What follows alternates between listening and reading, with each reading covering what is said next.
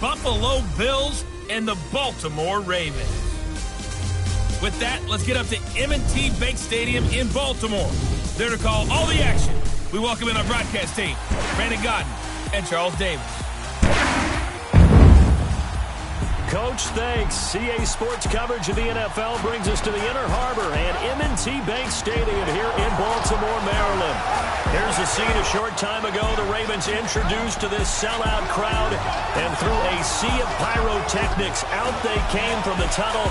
We're set to go as the Ravens get ready to match up with the Buffalo Bills. Hi again, everyone. I'm Brandon Godden. Welcome to the NFL on EA Sports. With me, as always, Charles Davis. And, Charles, we look at a matchup like this. It's really the running backs that may take center stage here today. And in today's football, they're still valuable, not just as runners, but guys who can catch the ball as well. It's really the number of touches that determines things these days. Fielded about a yard deep. And a pretty good return here. He'll be stopped just shy of the 25 at the 24-yard line. So here come the Ravens with their first look on offense. It's Joe Flacco leading him out, the leading passer in Raven franchise history in his 11th season now out of Delaware. Throughout his career, he's been tough, hard-nosed, and certainly durable.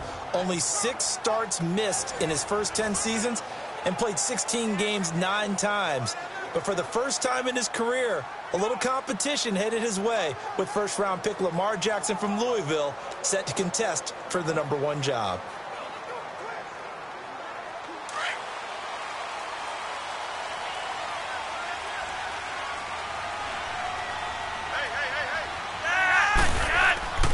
They fake the handoff. Now Flacco to pass.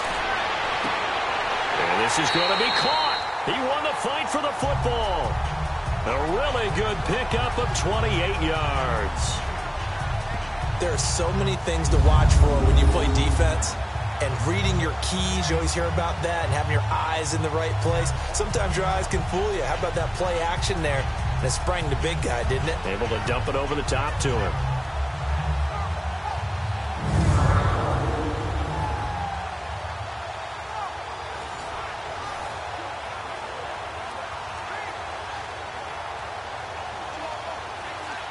So 1st and 10 now in Buffalo territory at the 48-yard line. Here's the first carry for Alex Collins. Broke through some contact, but unable to reach the 40. It's a 6-yard gain on the ground, and that'll make it 2nd and 4. All right, Brandon, I know we're in the early going here, but those kind of runs, they're going to open up a world of opportunities for this offense going forward.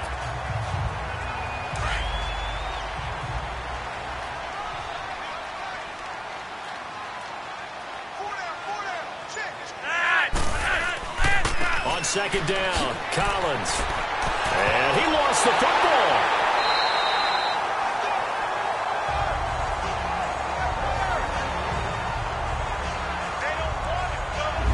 Wow, that ball gets knocked free, but a teammate comes along and scoops it up. It's almost like baseball.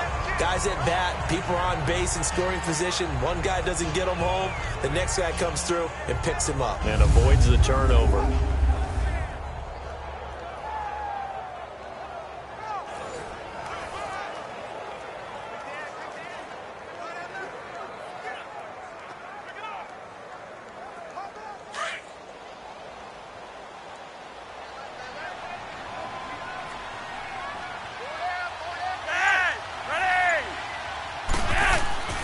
They look to throw on 1st and 10 with Flacco. Almost able to intercept it. That's one he would have liked to have held on to on this first drive. Instead, 2nd down. And the Buffet boys, the O-line, hopefully they're ready today. Listen, you got to feed them first. But if you do, you usually get a great product out on the field. And when they play well, the quarterback can't wait to feed them afterwards. So now 2nd and 10 after the incompletion on 1st down.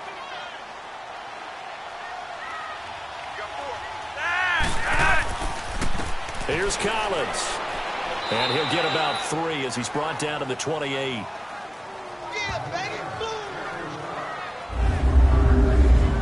And we take a look at the Bills' defense. I think Lorenzo Alexander is the ultimate chameleon in the NFL. Has reshaped his body to play different positions. Fullback, defensive tackle, defensive end, outside linebacker, special teamer. He's done it all, and now he's reaping the benefits.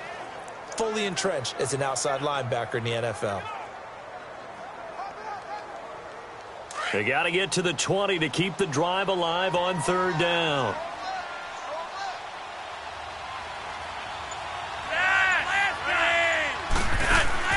Operating off play action, Flacco. And he's got his man on the out route. And down inside the 15 he goes. The Raven passing game getting in sync, another 1st down. Brandon, unless my eyes deceive me, I think they found a matchup that they're trying to exploit here, don't you? I mean, that's the 2nd time they've gone to him here on this drive. Yeah, opening drive. It's a tone setter, right? I think they're going to be looking his way a lot. Yeah, and I think that the way things are going right now, they like him as a featured receiver. Let's see what kind of adjustments the defense is going to make to try and take that away. First red zone chance now for the Ravens. It's 1st and 10 at the 14. Here's carry number 1 for Kenneth Dixon. And they get to him quickly here as he's stopped right around the 13. Just a yard on the 1st down carry, so it's 2nd and 9. Well, they had that one sniffed out. Excellent run blitz. Stopped that one for a short gain. What makes a good run blitz a good run blitz? The ability to stay on task, to follow up your assignment, go to the gap you're supposed to cover, and not be deterred by anything else.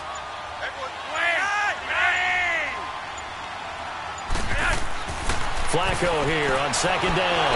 And he'll go down. Brought down at the 20-yard line. Kyle Williams busting through to get him for a loss of 6. He was trying to keep his eyes downfield. Nobody came open. He's trying to do everything that he had been taught, right? Every bit of the technique.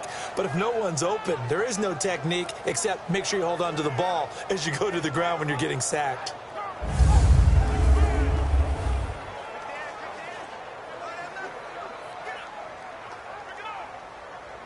Flacco and the Ravens now, after the sack, need something good here on 3rd and long. From the gun, Flacco. Got a man, it's caught for a Ravens touchdown. Nick Boyle from 19 yards away. And the Ravens take it all the way down the field and score on the opening drive. And partner, they found a gap there on the post pattern in the middle of the end zone. And ordinarily, that's a tough spot to find because there's usually coverage to take away that portion of the field. But they found a gap, and they exploited it.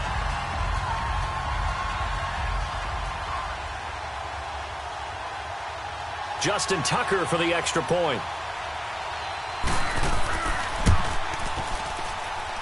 Tucker able to connect on the extra point, and it's now a 7-0 game. A good drive that time as they go 9 plays in all. And it's capped off with a Ravens touchdown.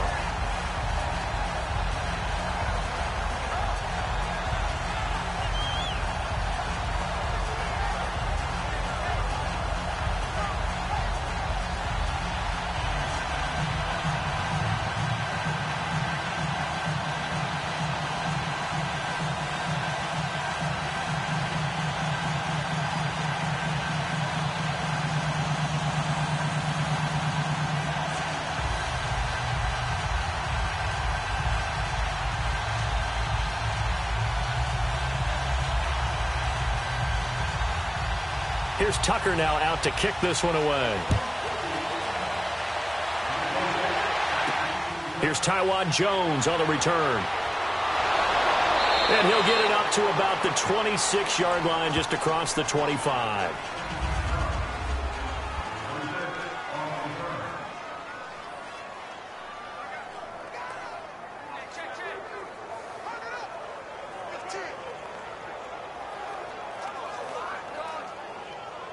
Peterman and the Bills come up now with a 1st and 10 at their own 26.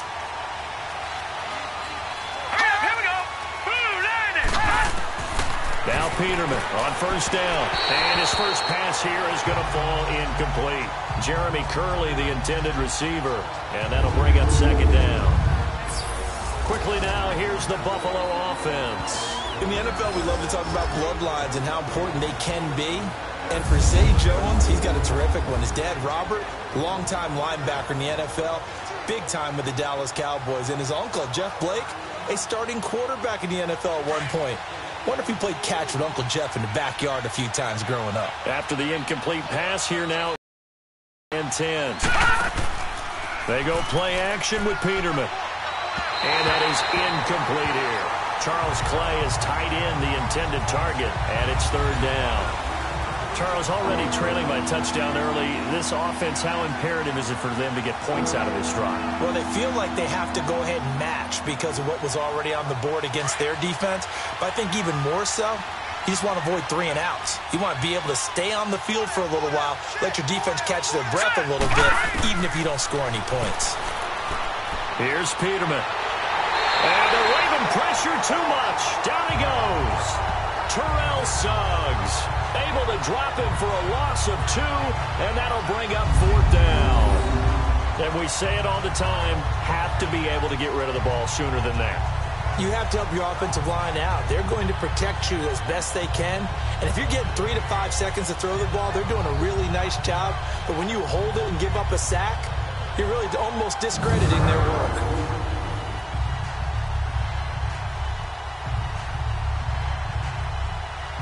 The Bills send the punter out as he's on to punt for the first time this afternoon.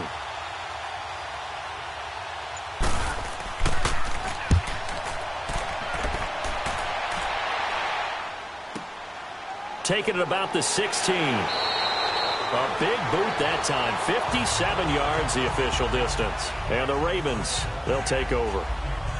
The Ravens offense now, they get set to head back on the field. And coming up on their second drive of the game, had the touchdown last time out. Now they have the football back. Chance to really seize early momentum. Feels to me like they had a really excellent week of practice, that it all came together. But I'll bet you it got galvanized in the locker room in pregame. Somehow I think the head coach, his oratorical skills were on point. Now Flacco and the Raven offense come up first and 10 at their own 22.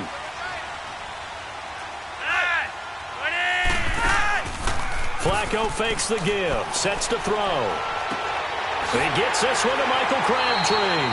And they're able to get this one across the 35. The Ravens get a new set of downs, give them 17 on that pickup. Someone sharp in this game. I mean, a touchdown pass on the first drive, he comes right back, and he's flinging it around really well here. A really nice throw there to pick up the first down. You kind of just feel a laser focus and confidence about him, and I think we saw that this week, didn't we? Talking to him and the coaches, they felt good about his performance coming up. Yeah, I was really impressed with that last practice we saw when they went through 2-minute drill, when they went through all the different situations. Ball hardly hit the ground, and I thought, yeah, he might be locked in for this one.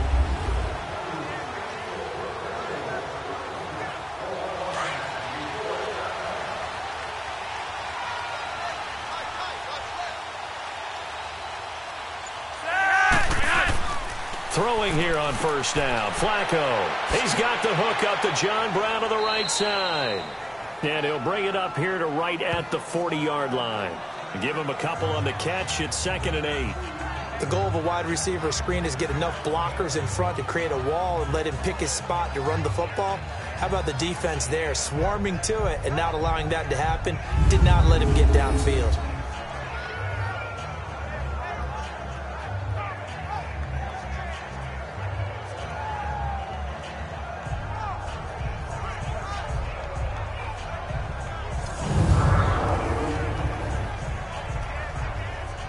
So 2nd and 8 here after the pass play for 2 yards on first down.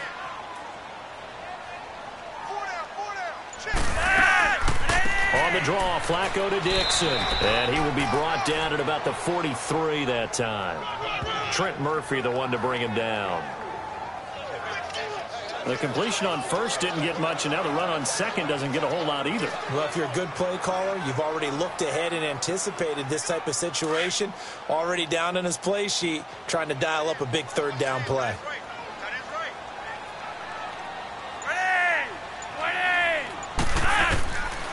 third down. Flacco from the gun. Throwing middle, and it's complete. And he'll be taken down, but not before he gets into enemy territory.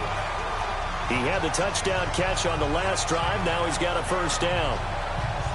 Well, sometimes our pregame meetings do pay off, don't they? What do the guys in the locker room call him? Well, they said it with a chuckle. They called him Old Reliable. Yeah, that means he doesn't move quite as fast as he used to, but he still knows all the tricks, doesn't he? Even that little gentle push-off in order to get open, he finds a way to pick up a first down. So 1st and 10 now in Buffalo territory at the 46.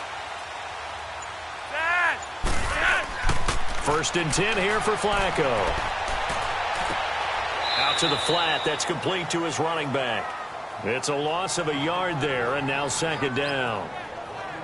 Well, I know it goes against the instincts of the person catching the ball because all you're ever taught is catch the football, don't drop it. But drop it there. Yeah, in that situation, dropping it would have been better. End up losing yardage, even though they completed the pass. As good as a sack. Yeah, how about that? Although they won't get the same credit for it, and it won't help them at contract time. On 2nd down, it's Dixon. And he is met quickly in the backfield. Down he goes, folded like a lawn chair. And they'll lose a yard that time, and that's going to lead to a 3rd down. Well, that didn't appear to be a run blitz. He just darted in once he saw the run develop. That appeared to be a case of see ball, get ball.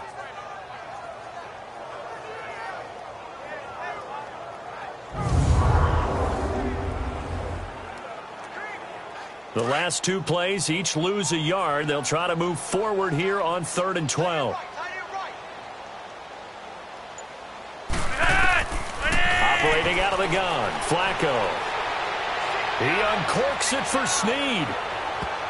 So they took a shot there on 3rd down, couldn't get it. Now it's 4th. What I loved about meeting with these coaches before the game is we didn't even have to ask any questions. They told us that they were going to be aggressive and push the ball downfield. They weren't successful on that play, but look for them to try it again later. So on 4th down, here's Sam Cook to punt it away. Back deep here, Marcus Murphy.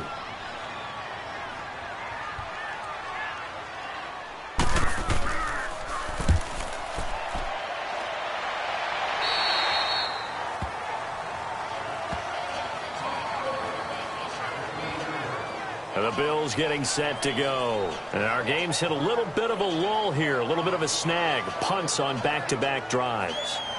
And old school coaches don't necessarily mind that. Didn't turn it over, right? Didn't create a big play for the other team. Right now what you're looking for is can you gain an advantage in field position? And that's what both teams are seeking right now. Yeah, they'll be seeking to gain that advantage here on this drive. Peterman and the Bills come up now with a 1st and 10 at the 20. Hang on now. Blue line. Now the first carry for Lesean Mccoy. And he stopped immediately there. Call it no gain on the play, and it'll be 2nd down. And he got off the end there very quickly to make that play. Yeah, it was almost like the bullet train, wasn't it? I mean, just zoom. Quick, quick, quick. And what a terrific play, holding them to no gain.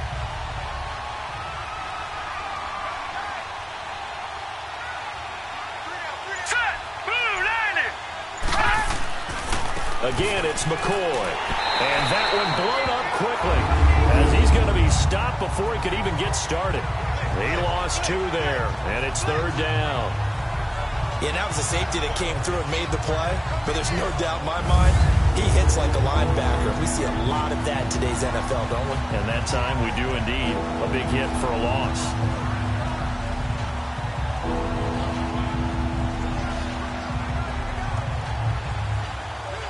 And on 3rd down, a nickel formation here defensively.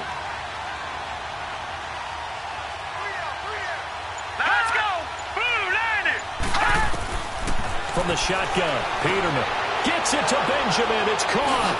And he'll be taken down, but not before he gets into enemy territory. A very nice pickup of 33 yards. There will always be a place for methodically marching the ball downfield. But when you can pick it up in big chunks and strike like that, have explosive plays, that's often the difference in winning and losing. Those types of plays that can knock a defense off balance, that'll drive a team towards a victory.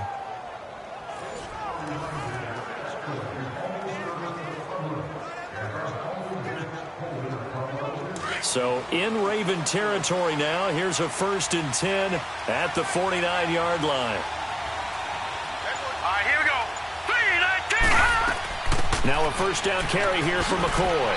And they'll get him down here at about the 42. It's a 7-yard carry to set them up with a 2nd and 3. And that was a good run. This was only one of 9 guys to go over 1,000 yards in 2017. And I think you can't let him run wild here. What do you think, 100 yards, the measuring stick? Always. That is the threshold. You want to keep him under that if you want to play good defense.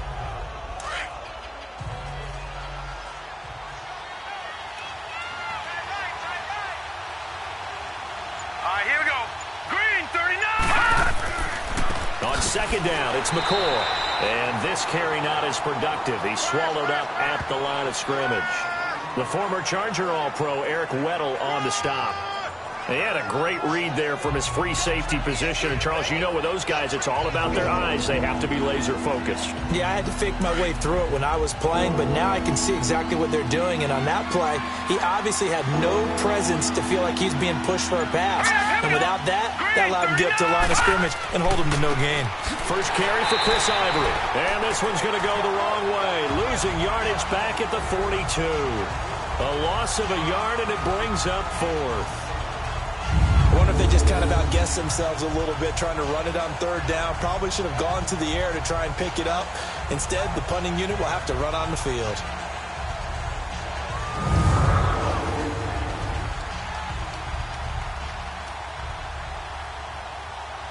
The Bills send the punter out. On for his 2nd punt. He'd take a repeat of his 1st.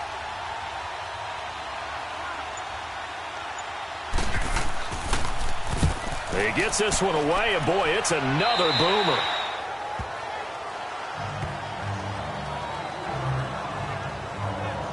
The Ravens offense now, they get ready to head back on the field. They've got the lead. Last time had to punt it, though. What's the key to this drive? I think it's leverage. The big guys up front. You know the motivational speech on the sideline is, guys, give us an opportunity. Protect the passer, create space for our runners, and let's go ahead and get these guys. Low man wins. Let's go do it on this drive. We'll watch that leverage on this drive.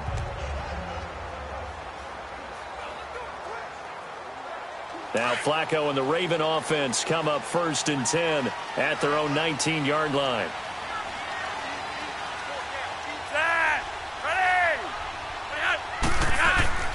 Now a play fake here on 1st down.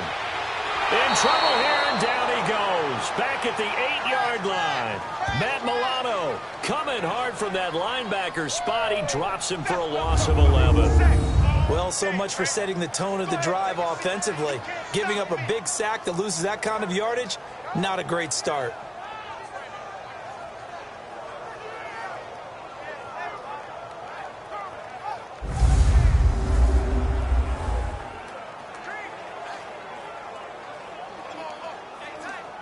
Now they're in some hot water now. After that sack, it's 2nd and 21.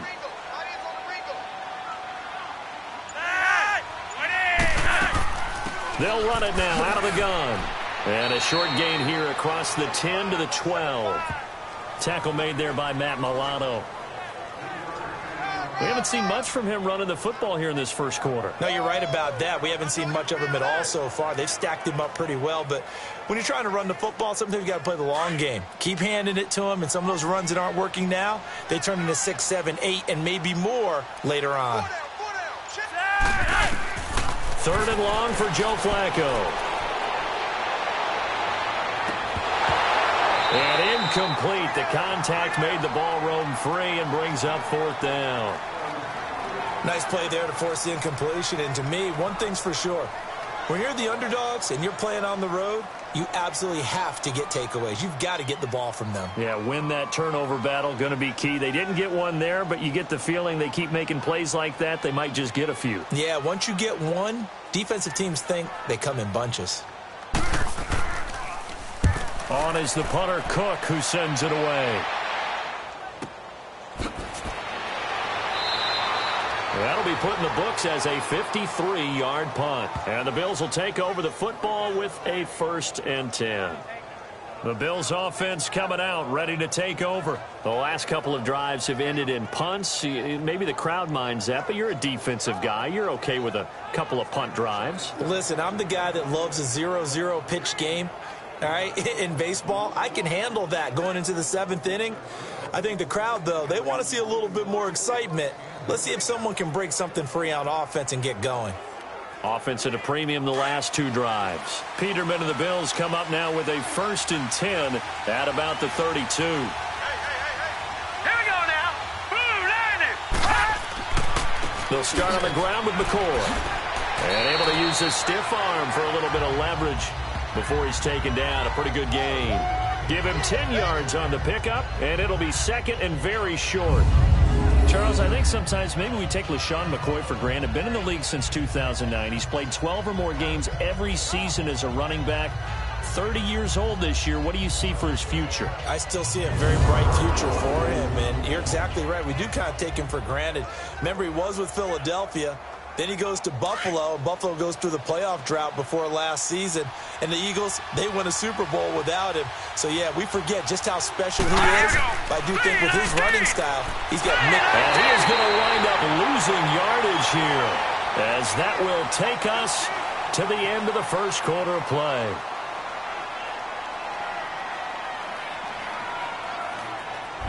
So they'll get a little extra time to come up with his 3rd down play as we've hit the end of quarter 1. 7-0 is our score. We're back to Baltimore after this.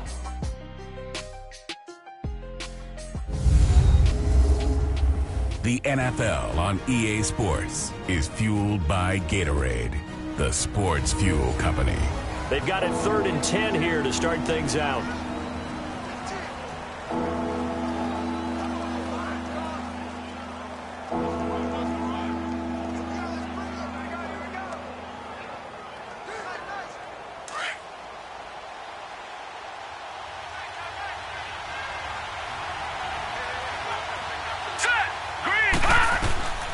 Out of the gun, Peterman.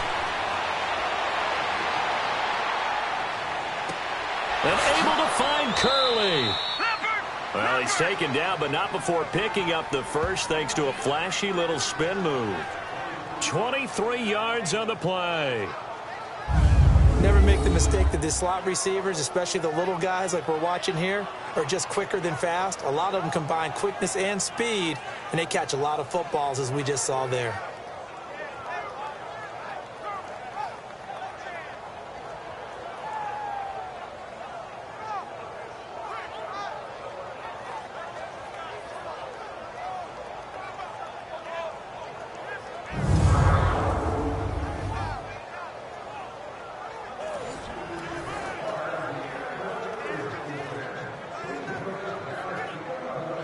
So in Raven territory now. Here's a 1st and 10 at the 44-yard line. Now let's go. 3 and a half. They'll throw on 1st down with Peterman. He couldn't quite hold it. Got hit. Ball pops out. Incomplete. Didn't have a receiver open downfield, as it turned out. Couldn't even find his outlet man because of the coverage. It was way too tight. Unable to find anyone open. An incomplete pass on 1st down. That leads to a 2nd and 10. Let's go. Green 39. They'll run it now out of the gun. And McCoy loses the football. And the Ravens have got it.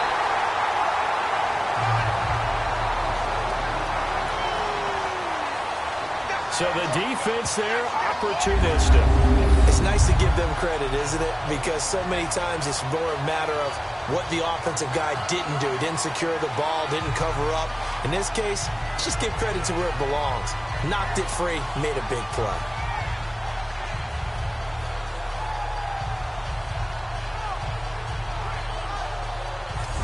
Set to go again as we look at the back heading onto the field again. And the good news, his team's winning. The bad news, he hasn't had the game that he's hoped to, at least to this point here in the 2nd quarter.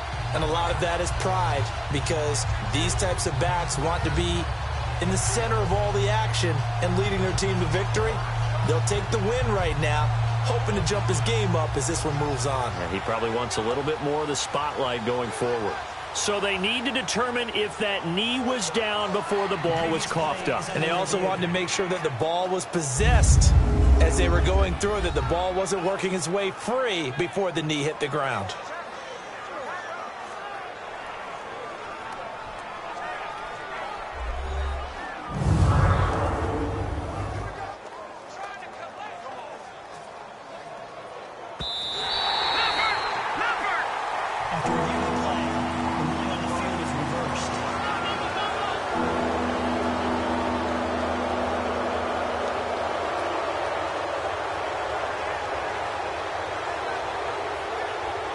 The Bills on third down. They've hit 2 for 4 thus far. This will be 3rd and 6. Let's go! 3-19!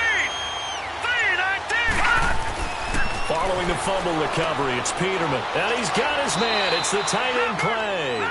And he's going to get this inside the 30. His first catch of the game, good for 11 and a first down. They gave up the completion there, but this is what zone defenses count on. Catching the ball and not much run after the catch.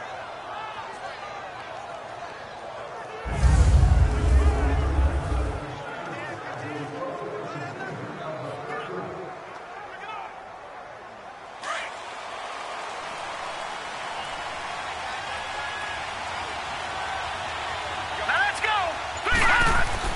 On first down, Peterman. And his throw is incomplete. He couldn't get the hook up there that time with Thomas, and it's second down. So he's 3 for 7 throwing the football right now. Not an awful start, but also not the sharpest of starts. No, I would agree with that, but if you're a confident quarterback and to play that position you have to be, you just act like there's something wrong with the wind currents or something wrong with the ball. It is not you. Keep throwing. That timing usually develops. Here we go now. Green 35! This give is to McCoy. And he's got some space here. And he takes it down to the 10-yard line. That good for 19 and a first down. Now that's how you start to get back in the good graces of your head coach. Remember, he fumbled on the last possession. How about the faith they showed him, giving him the ball again, and he repaid them, picking up a first down.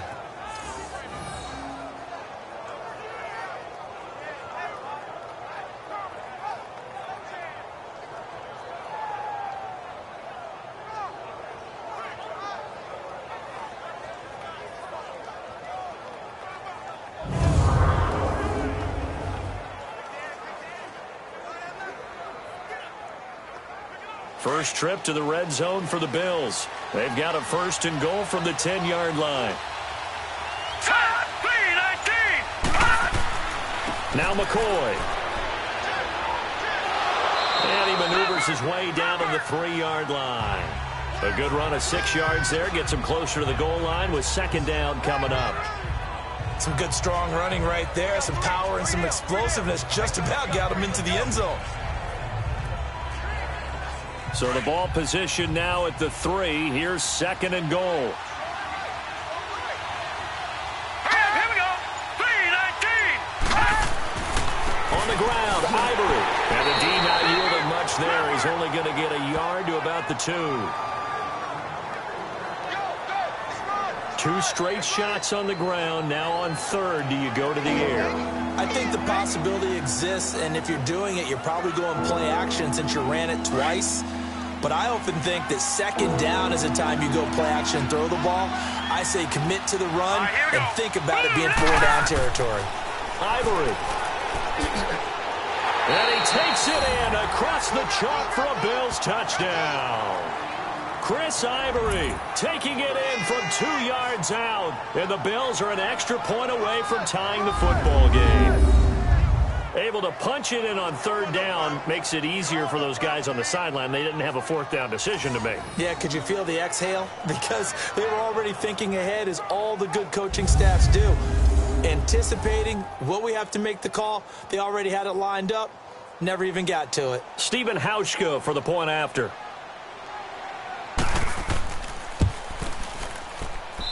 Hauschka adds the extra point, and we are tied at 7. A drive that time of 6 plays, and it's culminated by Chris Ivory taking it into the end zone.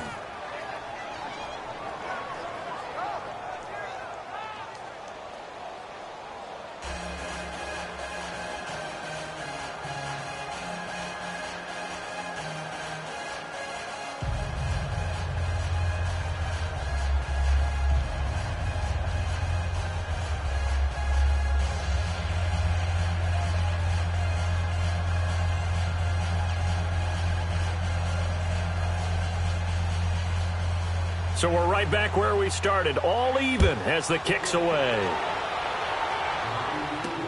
Fielded about a yard deep.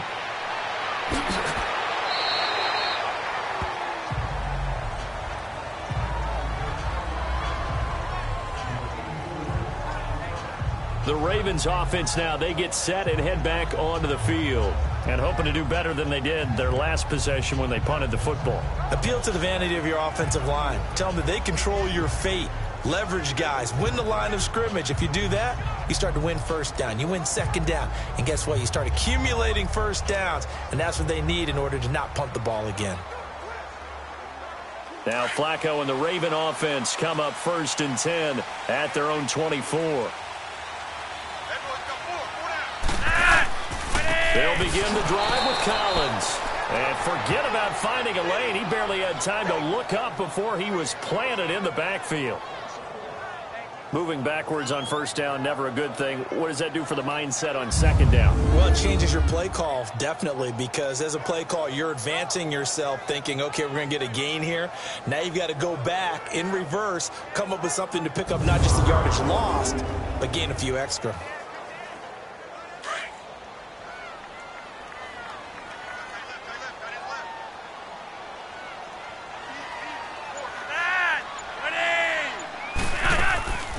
They'll run it now out of the gun. And he'll get about 3 as he takes this up near the 25. And that's one of the reasons you like to blitz even on rundowns. It confuses the blocking assignments. It doesn't allow those offensive linemen to get up to the 2nd level. The Ravens on 3rd down. They've converted 3 out of 5 thus far. This is 3rd and 8.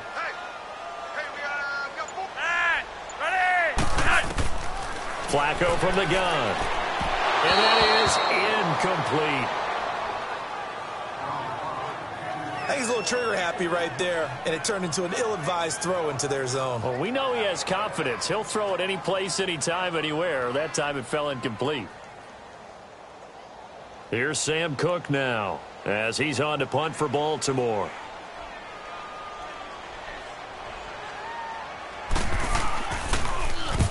He's been a busy man here in this 1st half as he gets it away. Here's Murphy. 12 yards on the return that time. And the offense will take over with a new set of downs. And here come the Bills. The last possession, these guys were able to tie the game with a touchdown, and now they'll have a chance to move out in front. Yeah, let's give a big assist to the defense who got the ball back. The special teams went out there, handled things. They've got it. They've got momentum. I know they're eager to get out there and put it on display.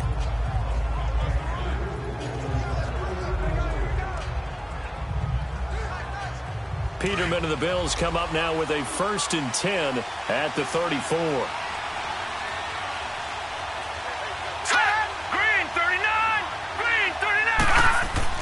They go play action here on 1st down. And he goes down. The Ravens able to get to him. Man, he got in there so quickly, Charles. What could the offense have done to adjust and account for that? But what you're hoping is that you figure out and you see and get a clue that maybe there's going to be some pressure coming at you, and you change the blocking schemes. Maybe you go to max protection. The biggest one is maybe you bring your running back in to try and keep you clean. But in that case, that didn't happen. 0 accountability, and a sack resulted. After the sack, it's 2nd and 19, and the road gets a bit tougher from here.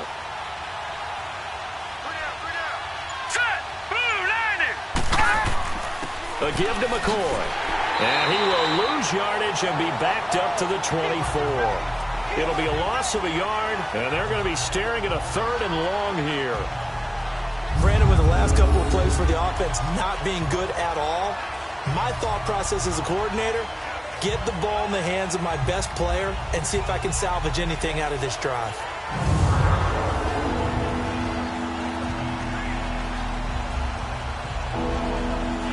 Need something from deep in the bag of tricks here after first and second down went backwards. It's third and very long. From the gun, it's Peterman. Over the middle and caught by the tight end Clay. And he'll get it up to the 33-yard line. They do get 9, but it leads to fourth down. They really love to get him into one-on-one opportunities, and this is one way. Work him out of the slot and create a mismatch. Who's going to cover him? Corner, safety, linebacker? He's got a way to beat all of those positions. The Bills send the punter out as he's on to kick it away.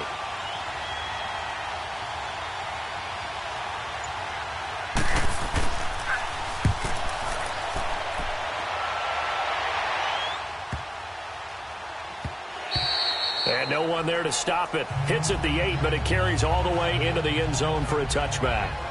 And now here come the Ravens. And right now these guys, they're shuffling a little bit, maybe doubting, because 3 straight drives have ended with them punting the football away. Yeah, so you start pointing fingers at each other a little bit, asking a lot of questions. What are you seeing? What are you getting? Maybe trying to narrow down your playbook a little bit and maybe get simpler rather than more complex in order to try and fashion together a drive.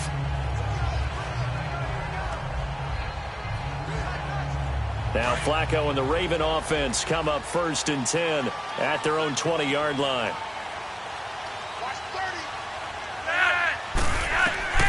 First and 10, and Flacco looking to throw. Crabtree with it over the middle. And he's going to get this one across the 30-yard line. That one good for 13 and a Raven first down.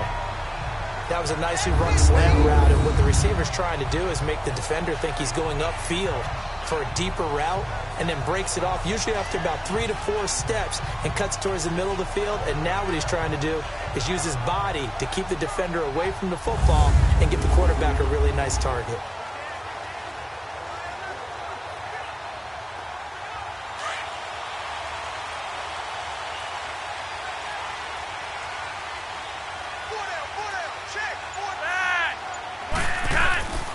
Here's a first down run with Collins. And hard running's going to get him over the 40 to the 42. A nice run there, 9 yards, and it'll be second down.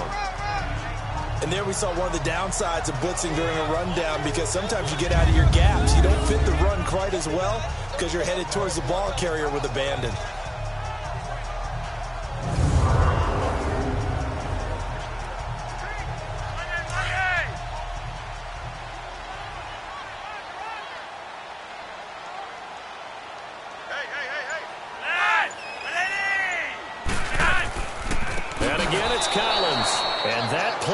Absolutely nowhere as he's belted before he could get out of the backfield. They'll wind up losing 3 yards here, and that's going to bring up a third down. We all have habits. We can be somewhat predictable, and you know me pretty well on second down and short. What I like to see. Play action. Yeah, without a doubt. I thought that was a great spot to call it. Instead, didn't go their way, did it? No, defense sold out for the run. Worked out well. The Ravens on third down. They've hit it 50%, 3 of 6 to this point. This will be 3rd and 5. Now it's Flacco. He gets it to Brown. Complete. A gain of 32 that time.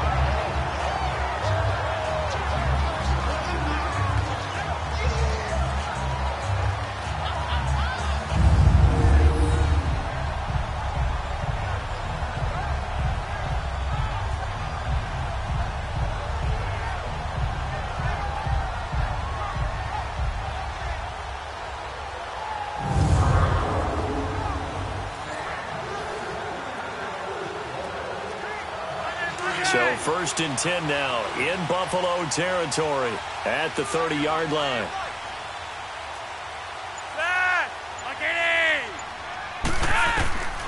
They look to throw on first and 10 with Flacco. A dump off for Dixon. And he's able to get it down to the 25-yard line. 5 yards on the pickup, and that'll bring up second down. Well, it's tough to be a defender in today's NFL because there's so many things to account for in today's passing game, including the back sneaking out of the backfield. Not quite as bad as a turkey bowl where you have that center-eligible stuff, but still a lot of guys to account for. 2nd and 5 after the 5-yard completion on first down. Flacco here on 2nd down. This will be caught inside the 10.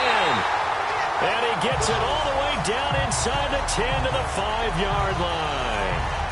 First catch for him on the afternoon, and it results in a first down.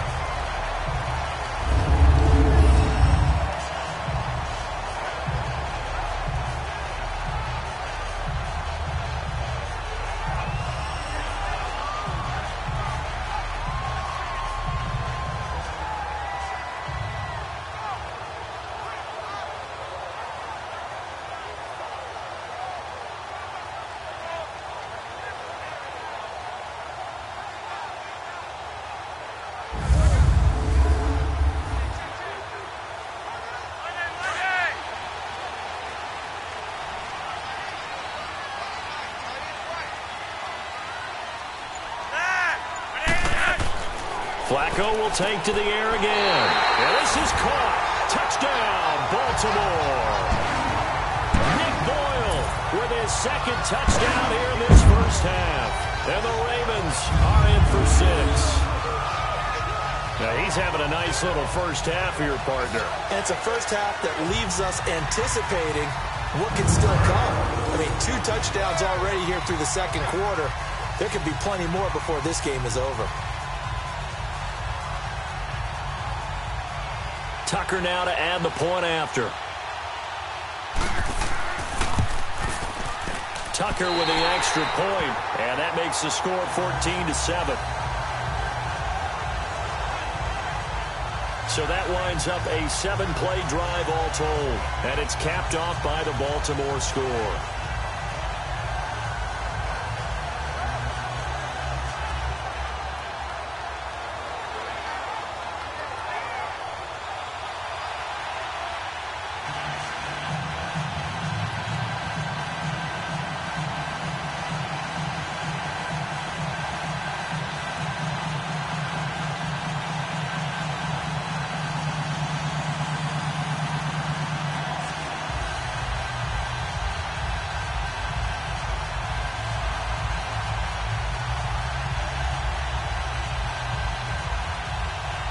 Here's Tucker now out to kick this one away. Fielded about a yard deep. And all that work, but he stopped where he ultimately would have been, and he's simply taken a knee, and that's the 25-yard line. Here now a look at Lesean Mccoy. He's been good. They've utilized him well, but they're losing here in the 2nd quarter. What might they change offensively? I think that what you try and do is expand how you get the ball to him a little bit. Get him out in open space, maybe swing the ball to him. What's that they used to call it in the West Coast offense, the long handoff? Yeah. Serve as your running play that way, as well as continue to feed him the football. Some of these runs now may pop bigger later in the game because of the effects of running it. Sometimes people, after a while, they don't want to tackle him anymore, or they get tired, or they get out of position, or he runs through tackles. Continue to feed him the ball. He's having that kind of game. Yeah, might they get him the ball in some space? Nowhere to go here. He lost the football. But fortunately, he's able to recover his own fumble, or that could have been trouble. He got it stripped, but you can see the panic in his face from up here through the helmet. He was able to dive back on it. A good bit of fortune for him, because oftentimes on a strip sack, when that ball is wrenched out of your grasp, it can go in any different direction. It can go way away from you. In this case, it didn't matter. He was able to get on it.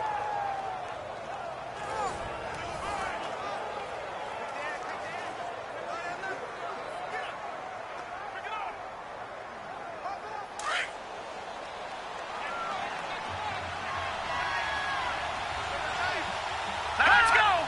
Green 39! Green 39! 10th carry now for McCoy. And he'll fight forward to about the 27-yard line. Only a yard on the pickup, and now they've got a 3rd down and 8. Well, we just saw a great example of what we talked about with his coach prior to after the game. He's definitely one of the better linebackers at reading a play and flowing to make the stop before it turns into something big.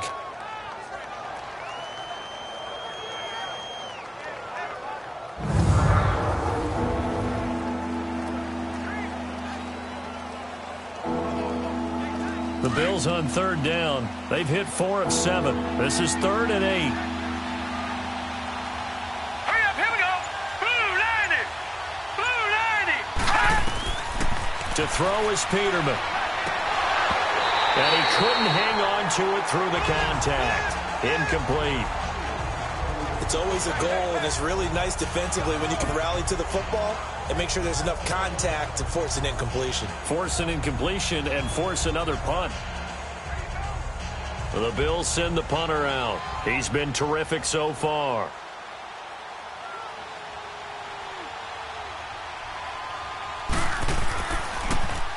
Averaging 50 yards a boot so far as this one's away.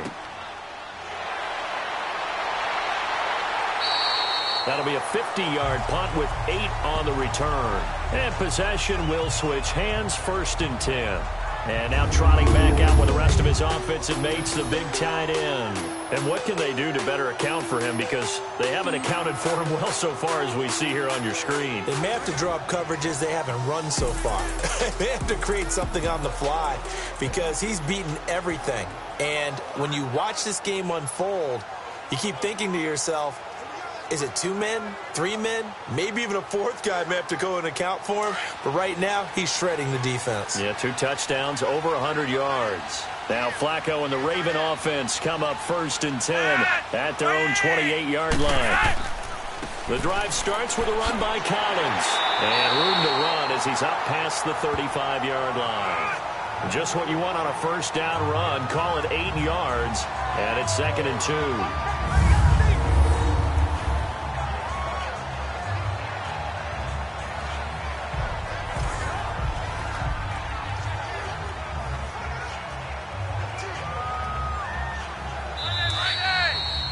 2 minutes to play here in the 1st half. We're back to Baltimore after this.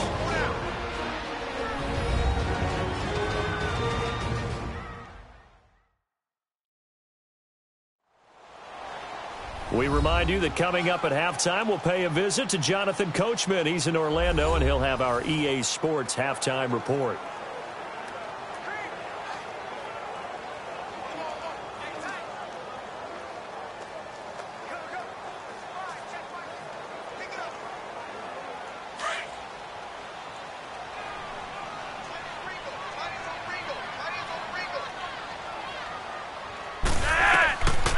Second down, Flacco to throw. And his throw here's incomplete. Kenneth Dixon, the running back, the intended target. And it's 3rd and short. So it looked like maybe his 3rd or his 4th read on his progression. Just trying to find his outlet man that time. Ends up leading him just a bit too much. The Ravens on 3rd down. They've hit 4 of 7. Here it's 3rd and 2.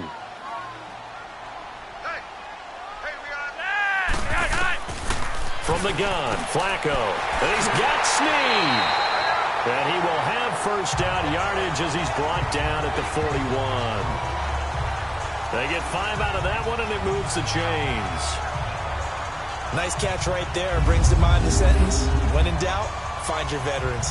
We used to laugh back in the day when they would call guys like him crafty veterans. You get up in your 30s, you're still playing receiver, but you're around that long at that position, you're doing something right. Just remember this. When he was young, he thought the crafty veteran was simply a guy who couldn't run anymore. Now he understands a little bit better.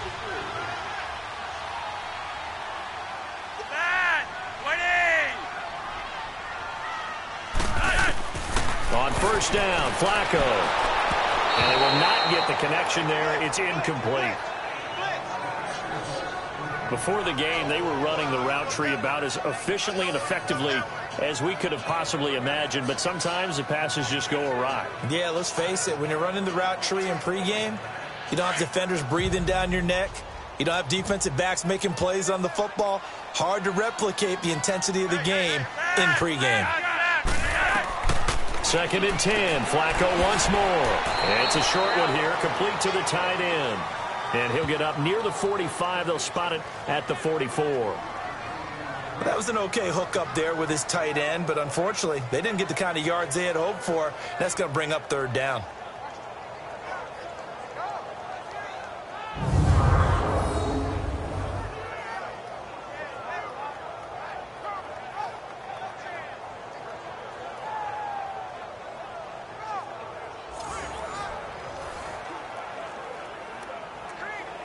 The Ravens on third down. They've had good success, 5 for 8 to this point. This is 3rd and 7.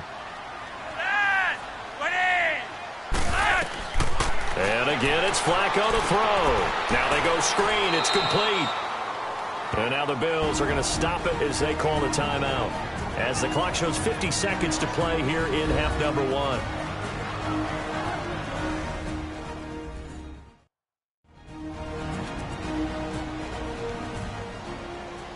And now following that timeout, the defense back out onto the field.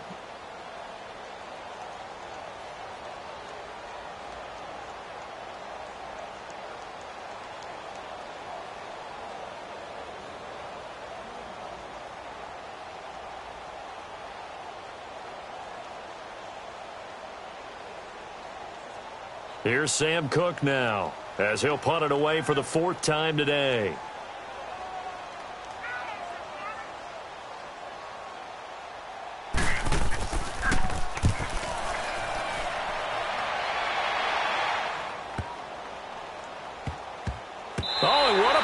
Special teams here. This is going to be down inside the 5, all the way down at the 2-yard line.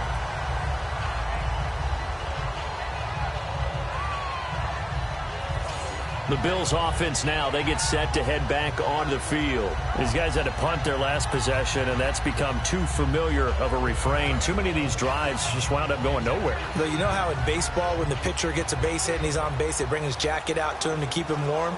A lot of times the punter goes to the sideline, puts on sweatpants or a wrap over his leg to keep it warm. He might need a massage from the trainer right now from all the work he's getting.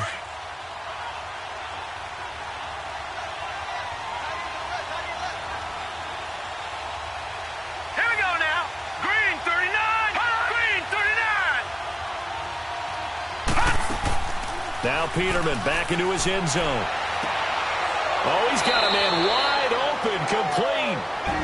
Now hold everything here. We're going to get a timeout by the offense, as it'll come with 36 ticks to go in half number 1.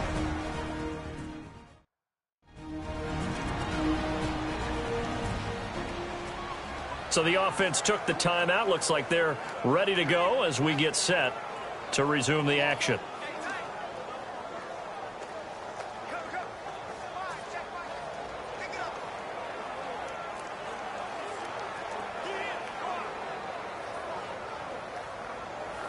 Peterman now 5 out of 10, 50% throwing it. Not so hot, but he does have a first down. On 1st and 10, it's Peterman. And it pops free. The collision there jarred the ball loose and brings up 2nd down. They went with a dime look on defense. 2 extra defensive backs on the field and covered up essentially every blade of grass. That allowed them to disrupt the play. So after the incompletion on 1st, now 2nd and 10. Here we go now. Here's McCoy. And a short gain there as he'll get it up only to about the 24. And now the Raven defense going to call a timeout as they stop it with 28 seconds to go in the first half of play.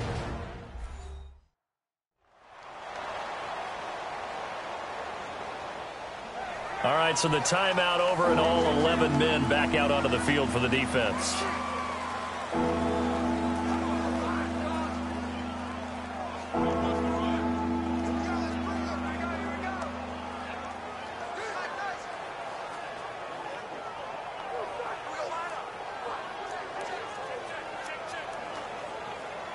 The Bills on 3rd down. They're at 50%, 4 for 8. This is 3rd and 8.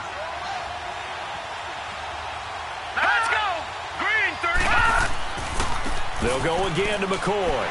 So he got free of 1 tackle but couldn't do a whole lot else. And now the Ravens are going to take another timeout as they'll stop the clock with 24 seconds to go in this first half.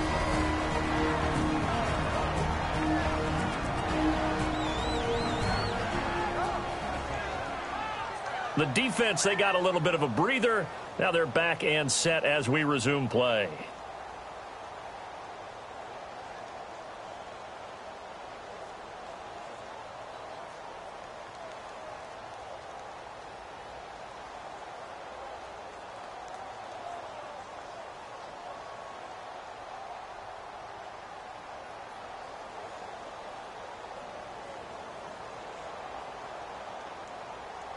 The Bills send the punter out as he's on for the 5th time here today.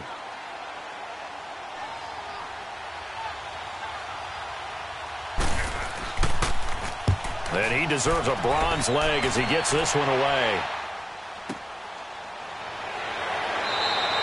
A big kick there. We'll call it 56 yards on the punt. And control of the football switching hands with very little time remaining until the half.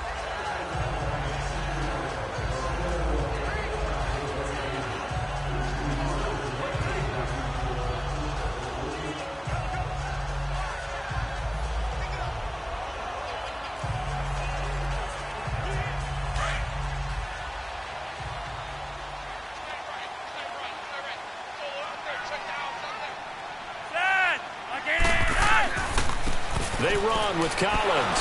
And nothing doing. He's immediately taken down at the line of scrimmage. Up to make the play defensively, Tre'Davious White.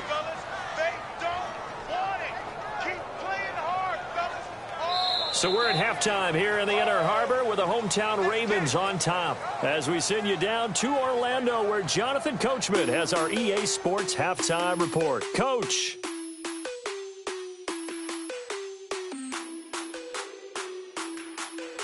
Okay, Brandon, thanks very much, and welcome everyone to this abridged version of the EA Sports Halftime Report. This one has been a hard-hitting affair to this point, and you gotta expect we'll see more of the same in the second half. And to bring the action your way, let's get it right back out to Brandon Gott. Okay, Coach, appreciate it. A one-touchdown game here as we get set to resume play in the second half.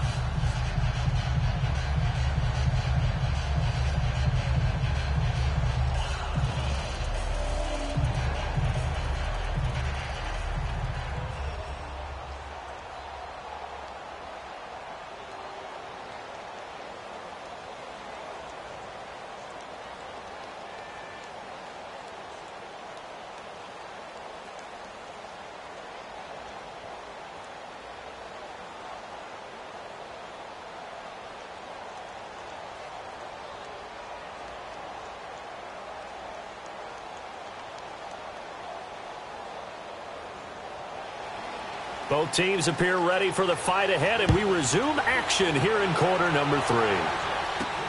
Now Jones. And not a bad return here. He gets it out to the 25-yard line.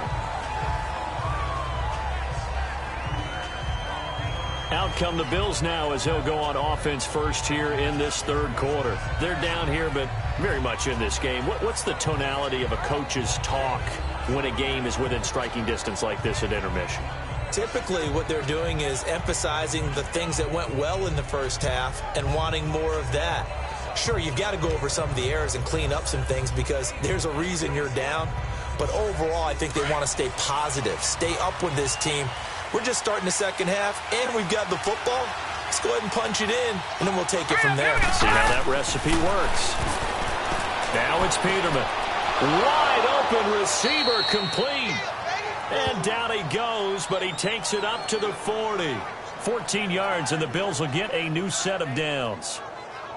Completion was given up, but that's why you play zone defense, so that you can have people around the ball when it's caught, and you don't give up much run after the catch.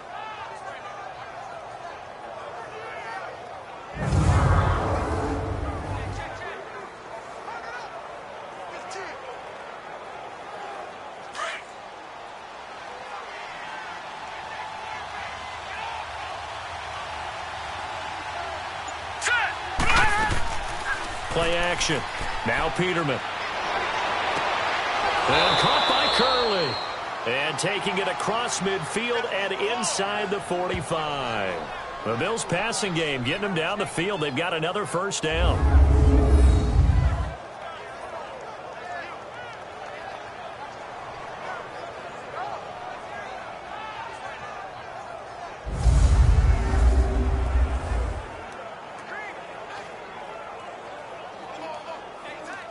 So in Raven territory now. Here's a 1st and 10 at the 43. All right, here we go. 3-19. This is McCoy. And he got blown up. Losing yardage on the play back at the 44. That's going to go as a loss of a yard, and it'll be 2nd down. So statistically, both of these offenses having a rough time getting a running game going. But, boy, what a nice play there defensively. Tackling him behind the line, but you're right. You look at the numbers. Neither side looks on track in the ground game.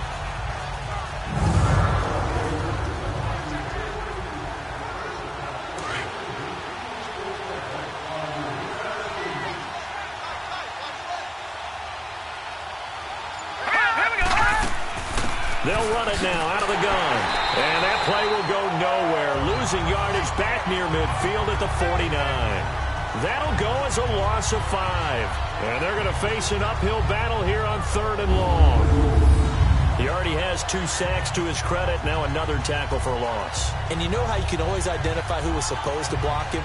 They're the ones helping up the person who just got knocked to the ground with the ball, right? Whether it's a running play or a pass play, they've got to figure out a way to slow him down. Maybe you chip him with a second guy. Maybe you just out-and-out double him. Maybe you make sure you take the ball and throw it as far away from him as possible. Because right now, he is wrecking things for them.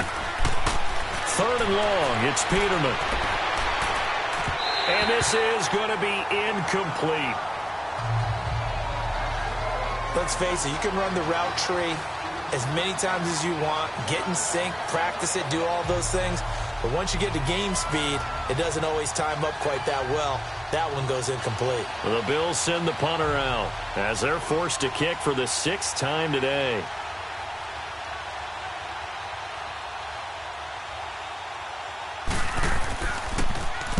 Averaging over 50 yards a punt so far as this one's away.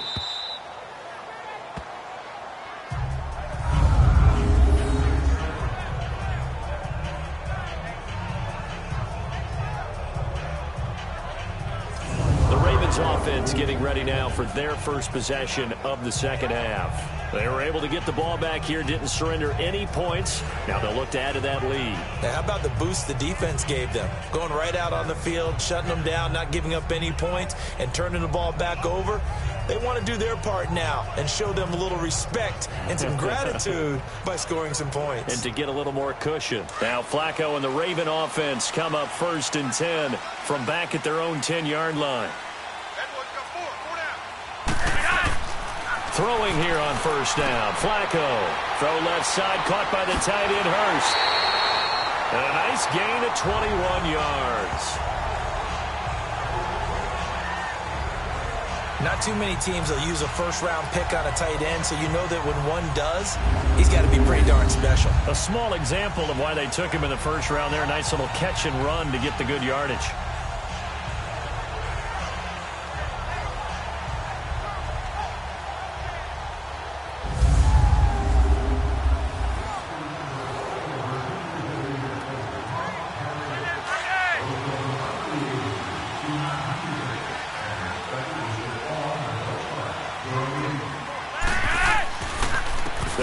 Counter with Collins. And he is going to be stopped cold behind the line of scrimmage. It's a loss of 2 there, bringing up 2nd down. Well, Brandon, so much for halftime adjustments. They still can't get anything going on the ground. It may be time to loosen things up and start flinging it around a little bit.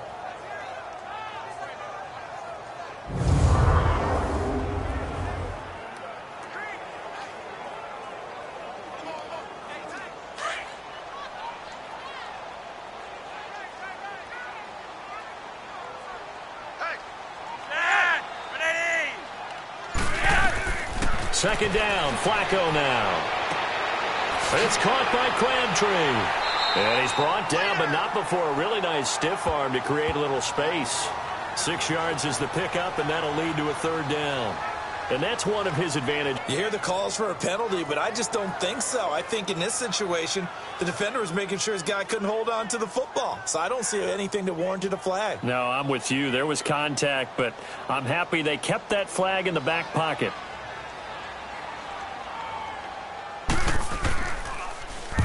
On is the punt team now as this one's sent away. A good kick, 49 yards, just 3 on the return. And out will come the offense as they take over. Now the Bills offense gets ready to head back onto the field. Now, if you're a fan of punting, and I know that not many people are, but this game kind of turning into one for you. Well, it's okay if it's a skills contest, right? We're really into it then, but not during the course of an actual game.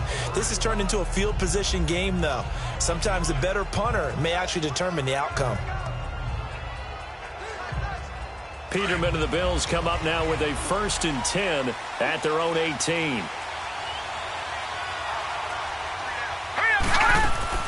They'll try and get the running game going with McCoy.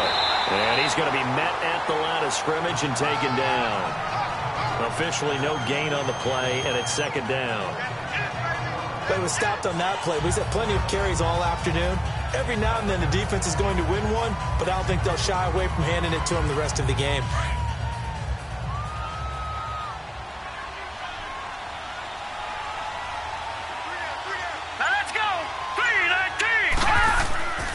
They go now to McCoy. He's seen a ton of action this afternoon. And he is met in his tracks behind the line of scrimmage. They'll lose a yard, and it brings up 3rd. Well, he had 2 sacks earlier. Now he has 4 total tackles for a loss after that play. Well, they obviously have to do a better job trying to block him. But short of that, you know what the quarterback has to do? Make sure he doesn't hand it to him when he's back there thinking he's one of his own guys. His quickness, his suddenness, his speed getting into the offense's backfield has been something else in this game. The Bills on 3rd down. They're right at about the league average, 40%, 4 for 10. This is 3rd and 11. Hurry up, here we go. Green, 39. Out of the gun, Peterman. In trouble here, and down he goes. Back at the 8-yard line. The amount of sacks that they've absorbed in this game is absolutely extraordinary. Let's just face it. This offensive line, flat out, cannot handle this pass rush. It's been demonstrated time and time again.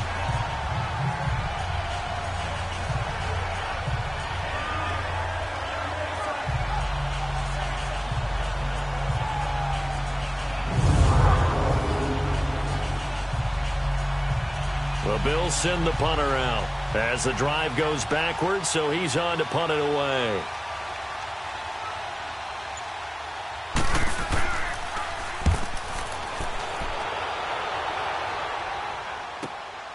And it's fielded at the 34. Nice job bringing that one back. 14 on the return. And the Ravens set up well to begin their drive as it'll begin in enemy territory already. Joe Flacco and company heading back out onto the field. He's played well. Good first half. He's continued that here in the 3rd quarter. But my question, when you're a head coach, what do you look at stat line-wise for your coach? Do you go right to turnovers? You really do. As much as coaches don't want to talk about that, that's where it starts. When I played in college, our first rule for every game, the team making the fewest mistakes will win. And that's kind of how they judge you. Do you take care of the ball, not turn it over, keep it in the proper hands, and give your team a chance to win? Well, that's what he's done here in this one so far.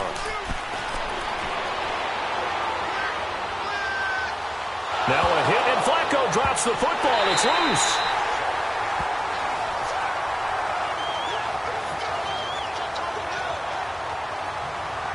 On plays like this where the ball comes free, it's often unusual for the team that lost it to get it back. Because this is the quarterback. The ball gets away from him. Everyone else is trying to execute what they're supposed to do on offense. They're usually looking in the other direction, downfield, or have moved away from him. In this case, though, a teammate is able to come up with the ball.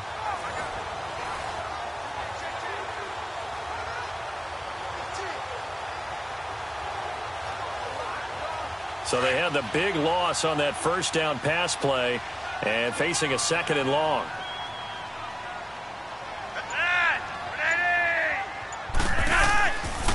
Now Collins. And he's got it up over the 40 to the 41. Give him 6 on the run. It'll be 3rd down now with still a long way to go to get to the first down marker. He's had a ton of success here so far, but you get the feeling that he might be on the verge of popping one. Yeah, even on that one, there was a little bit of a hole, but it closed there quickly at the end. The Ravens on third down. They've hit on half of them, 5 for 10. This is 3rd and 17. Now Flacco. Oh, it's a screen pass. That's complete. And he'll get it down to the 47 here. They'll get 11, but it'll still lead to a 4th down. They dialed up the screen pass on 3rd down, and for a second it looked like it was all going to come together, and they had a chance to pick up a 1st down, but the defense got there and finished it off.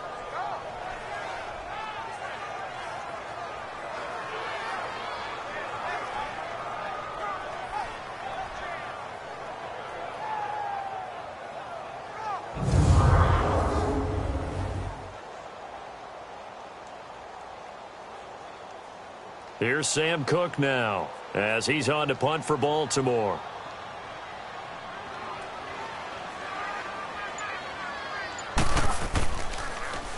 He's averaging just under 50 yards a punt as he gets this away. And a bit of a mistake there. This is well into the end zone for a touchback. Now the Bills offense gets ready to head back onto the field. And a tight game after punting last time. See if they can get something going on this drive. As they head to the field now, with the game this close, you've got to feel there's a sense of urgency for them going on offense right now. But they have to do it without letting panic creep in and affect their play. Peterman and the Bills come up now with a 1st and 10 at the 20. Here we go now. They'll start the drive with a carry by McCoy. Just a yard on the pickup there, and it'll bring up a 2nd and 9. Well, if the coaching staff's doing a good job upstairs, they'll file away what they just saw from the defense right there. They sold out to stop that running play. I'd say keep that in mind. They want to try that again, go play action, hit them over the top.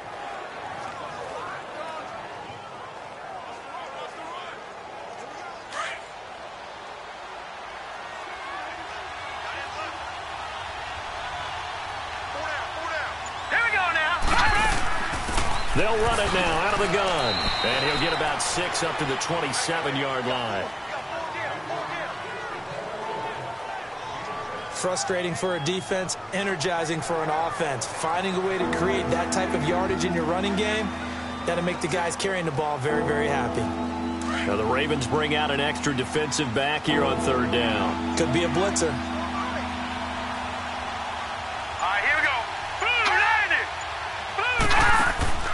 Play action. It's Peterman. And he's got his man. It's the tight end Clay. And they get him down, but not before he takes it across the 40-yard line. 14 yards, and the Bills will get a new set of downs. Well, it certainly feels like there are more stars at the tight end position than there were even 10 years ago. And I think it's become more of a glamour position because of the ways it can hurt a defense, and guys want to be involved. They can be in line, close to the line of scrimmage. They can split out like receivers. But hands, route running, speed, and some toughness to go across the middle, you put it all together, you got a heck of a tight end candidate. They go play action here on 1st down. He'll let it go deep, and that's caught inside the 30. And he'll take it into the end zone for a Buffalo touchdown. Jeremy Curley, 59 yards. And the Bills are an extra point away from tying the football game. As a fan, is there anything prettier than a well-executed post route? No, it's a thing of beauty, especially when it's done like that for a touchdown. The throw, the catch, and how about the run after to get it to the end zone?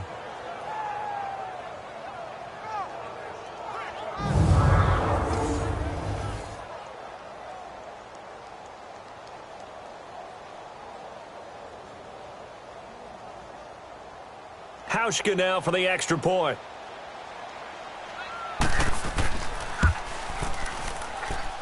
A little surprising they wouldn't go for 2, but this is up and good, and we are tied at 14.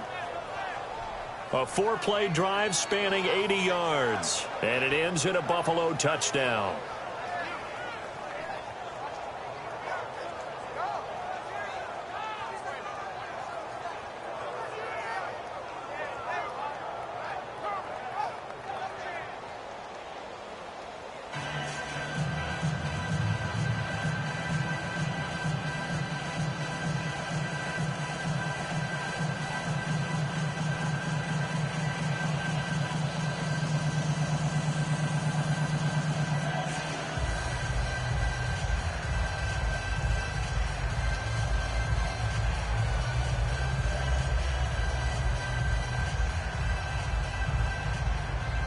Nothing separating these two teams on the scoreboard as the kick's away here. This is fielded a couple yards deep. And he'll take this one near the 25, call it the 26-yard line. And now Baltimore gets set to take the field. They punted last time they had it. What steps, Charles, you think they have to take to make sure they don't do that again? Well, let's just go to the football 101, the trade expression 101. Win first down. Make 5, 6, 7 yards on first down and make it a 2nd and 3, 2nd and manageable. Keep accumulating first downs that way. Keep moving the football. You don't want to get behind the sticks because then the defense has the advantage. Now Flacco and the Raven offense come up 1st and 10 at their own 26. Now a give to Collins. Only a couple there as he'll be brought down about the 28. Well, he was looking for some running room, and there wasn't a whole lot of it there on that play. I think he was lucky to get a couple of yards out of it because those defenders, they were rallying to the football pretty quickly.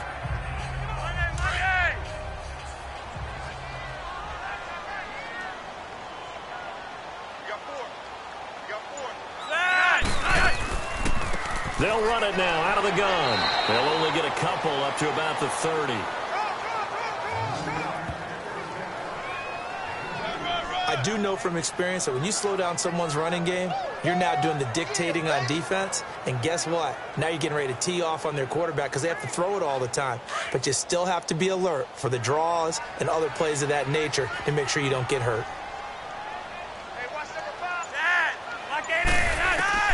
Third down. Flacco needs a decent chunk of yardage.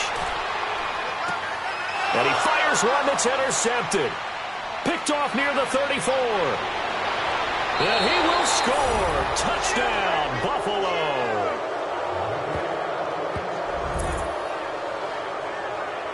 Short throw, pick six right there. Those linebackers, they love when those short throws come and those eyes get real wide, don't they? How about the anticipation on the play? Reading, reacting, and then the ability to catch the football and take it in the opposite direction.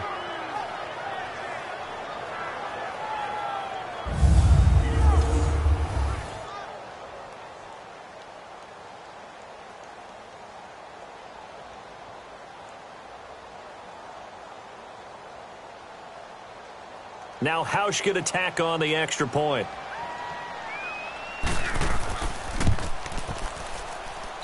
Hauschka with the extra point, and the lead is now 21-14.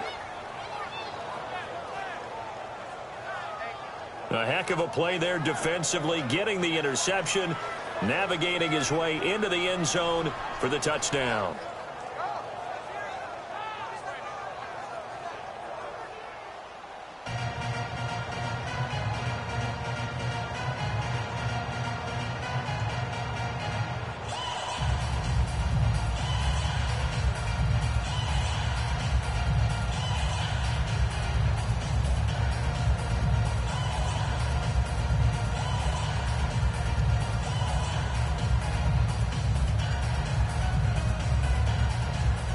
So they'll get another shot on offense following that pick six. And now the kick is away. This is fielded at the goal line. They'll bring it back to just about the 25. Call it the 24-yard line. Now Joe Flacco and the offense heading back out onto the field. He'll be kind of looking to erase the first part of this third quarter from his memory partner. I think he, above all, was upset that they actually got to halftime. Because you saw him in the first half. He was really sharp. And they had the lead. Had the lead. Everything was going well. And you know you keep telling yourself, just stay up, stay motivated.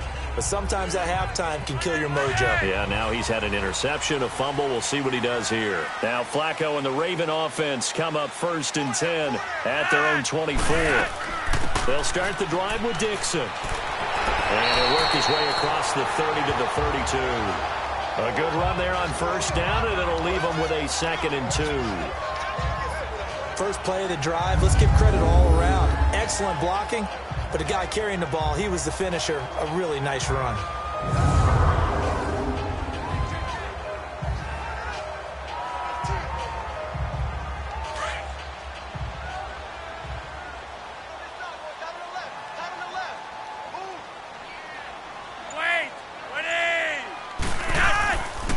second down. Collins. And he went backwards. He'll be down at the 30. It's a loss of 2, now third down. I know that speed is the hallmark of today's NFL game, but the key to good rushing defense is still having your linebackers set the edge.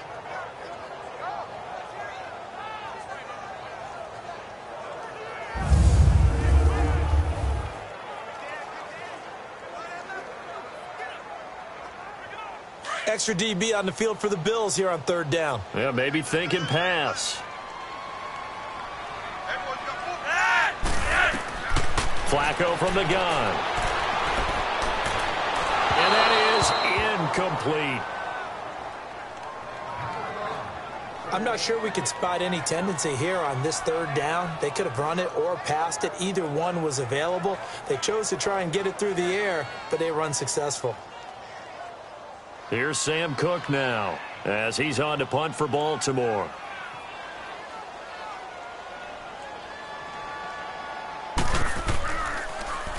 First kick, 47. This one looks good as well.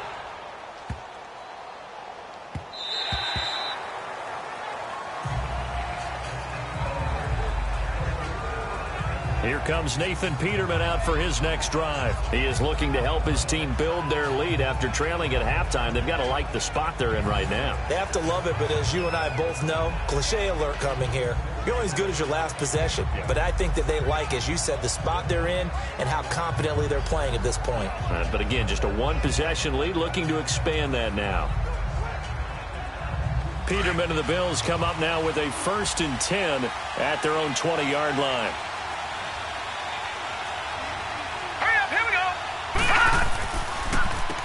They'll run it with McCoy. And he'll find some space up to about the 25. 5 yards is the tally on first down. That brings up 2nd and 5. Partner, I think from our experience together, we have learned that most offensive coordinators are going to tell you, if I'm going to run the football on first down, I've got to get at least 4 yards. They got 5 here. They've got to feel pretty good about that one.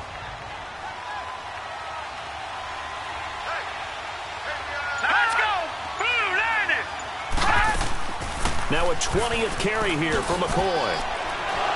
And he'll get it up near the 35, right at the 34 here. It's a 9-yard gain, and it keeps the drive moving. In my book, that's running the ball well, but with intelligence. How about him keeping the clock moving, staying in bounds? Yeah, even though it's the third quarter, you're thinking ahead, aren't you? This is where your running game can really help you with a lead in the second half. I agree totally. It's not just end-of-the-half situations that you worry about the clock. It's throughout the game. And with a lead, stay in bounds. Make them fight harder to try and catch you.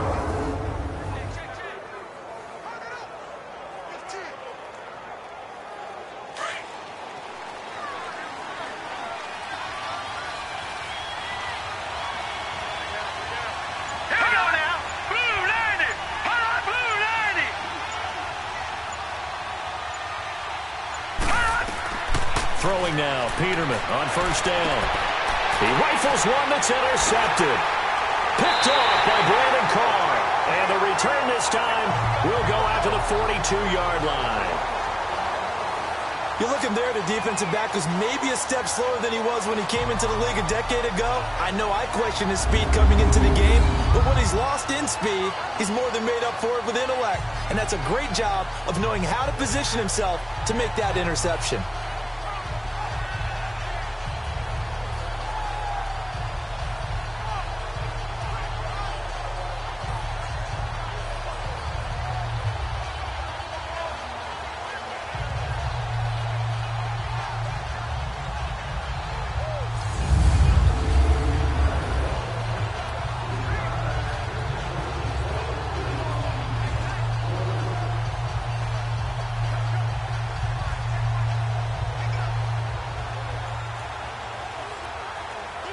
A lone second remains now in this third quarter.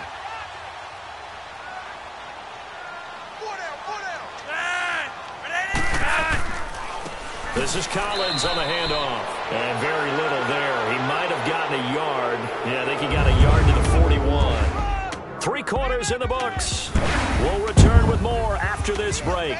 You're watching the NFL on EA Sports.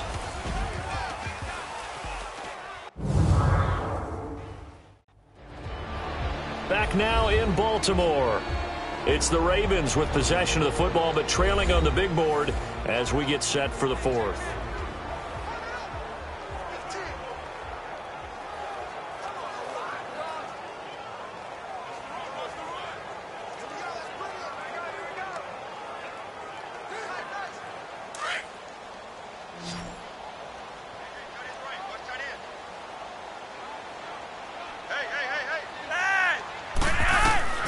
Operating out of the gun, Flacco looking left side, and he's got a man. That's Dixon, and he'll get it down on the play to the 37.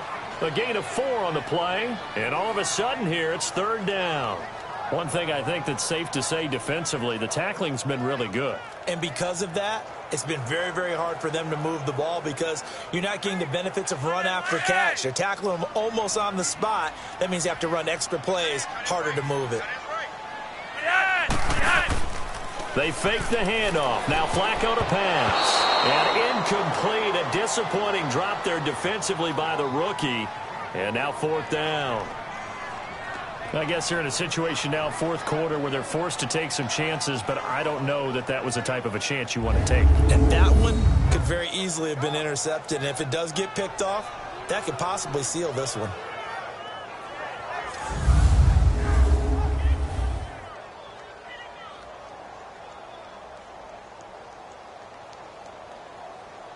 One score down. Here we go. They're going to go for it here on fourth down.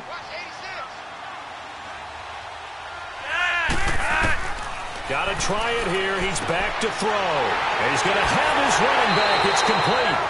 And he's going to be taken down, but not before reaching the 15-yard line. So not only do they convert on fourth, but they pick up 22 yards in the process. Felt compelled to go for it there on fourth down, trailing in the fourth quarter. They got it done. And there's always a lot of pressure on a fourth down call. Doesn't matter the distance. You still have to get it done, as you noted, and they did.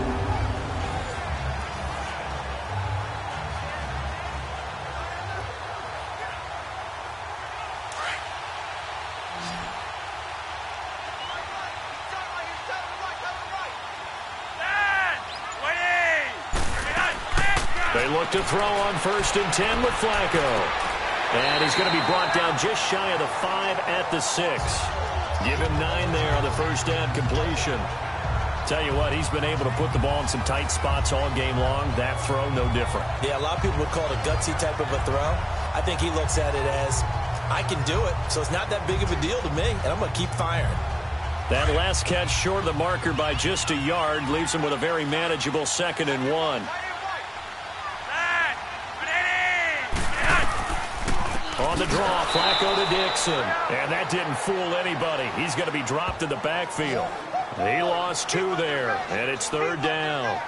This linebacking core, they've done a good job of keeping that running game in check, haven't they? They certainly have, and what they'll also do when this game is over is thank the guys up front, the big defensive line, because they've kept them clean, so to speak.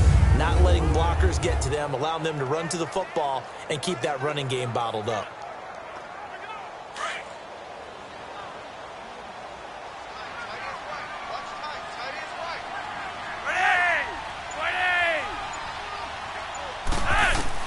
Flacco to throw here on third down. And it's caught. And he will have the first down before he's brought down at the 3. The gain of 5 that time gives him the conversion and makes it 1st and goal. Fired that one in there, able to make connection on a nice in route. With those faster passes and they're going that fast, any hesitation as a quarterback that the deflection, if you miss, might be bigger and lead to an interception? Yeah, and the deflection works both ways. Maybe a defender gets a hand in the way and it pops in the air. And sometimes you throw it so hard your receiver can't handle it, and he pops it up in the air for the defenders to grab as well. But a moot point there as they were able to connect.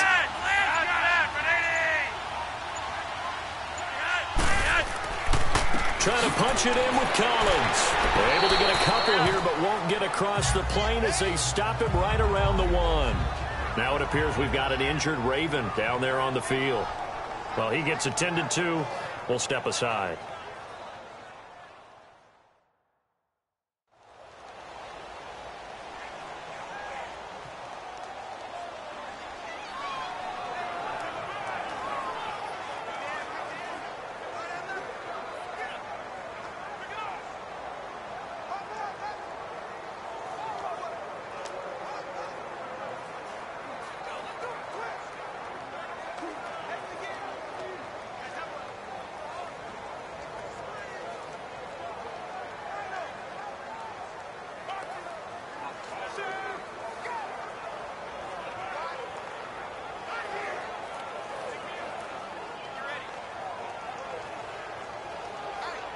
2nd and goal from the 1.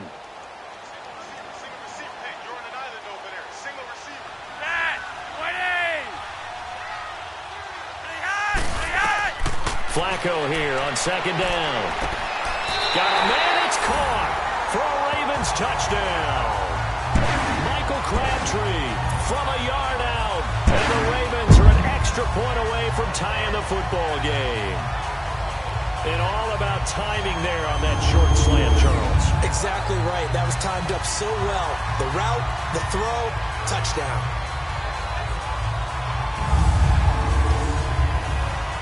And now a critical extra point attempt here. Don't forget the extra point. It's up and good. And we are tied here in the 4th quarter.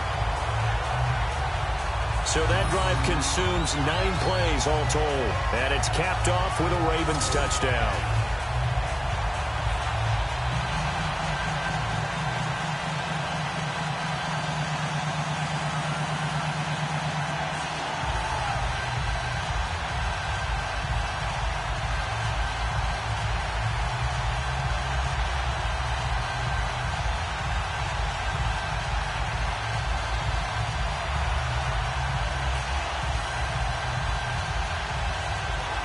Set to go now with the kickoff. These two teams all even again as we continue in this wild 4th quarter. This is fielded a couple yards deep.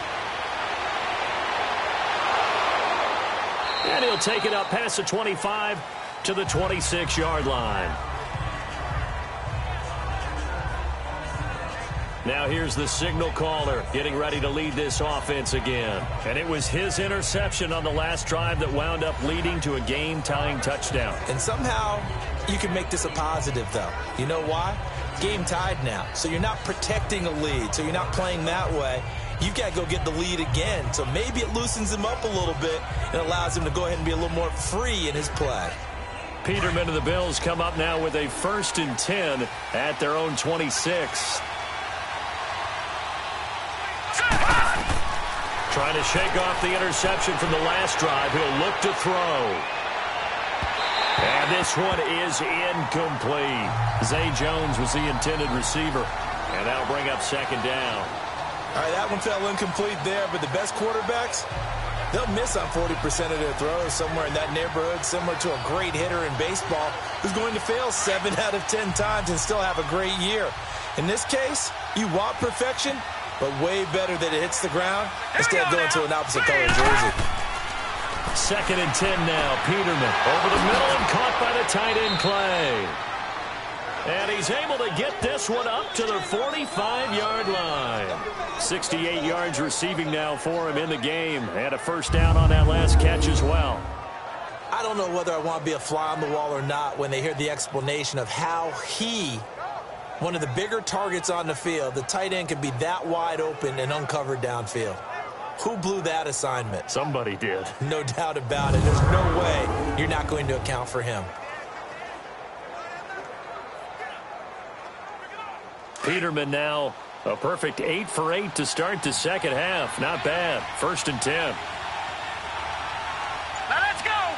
3-9. Now a play fake here on 1st down. Rolling to his left. And he'll get it out a couple yards shy of midfield at the 48. He'll get 3 yards on the scramble there at 2nd down. Nice job there defensively. A great time to dial up a blitz. And give him credit under center instead of throwing it away. Actually a pretty good job of getting past the line of scrimmage, not losing yardage.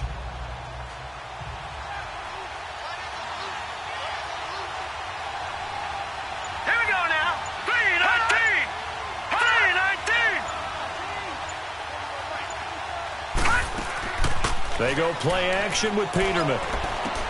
Caught on the left side by Benjamin.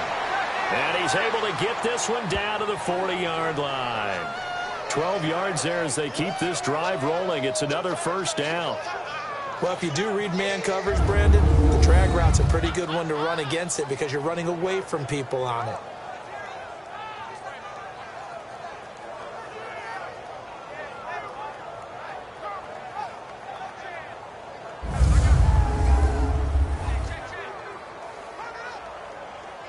So in Raven territory now. Here's a 1st and 10 right at the 40. On 1st and 10, it's Peterman. He couldn't quite hold it. Got hit. Ball pops out. Incomplete.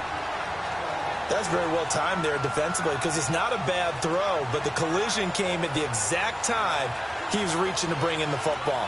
Really, really well done. Decent offense, just better defense. I think you're right. So now 2nd and 10 after the incompletion on 1st down. Here we go. 2nd and 10, Peterman again. And Jones has it over the middle. And they'll be inside the 35 now at the 34-yard line. 6 yards is the pickup, and that'll lead to a 3rd down.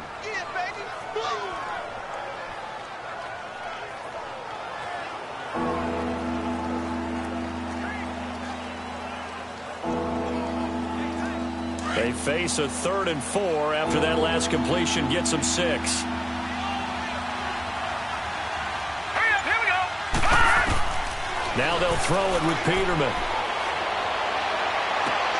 Unable to find Curley. And he's going to be out of bounds down inside the 20 at the 15.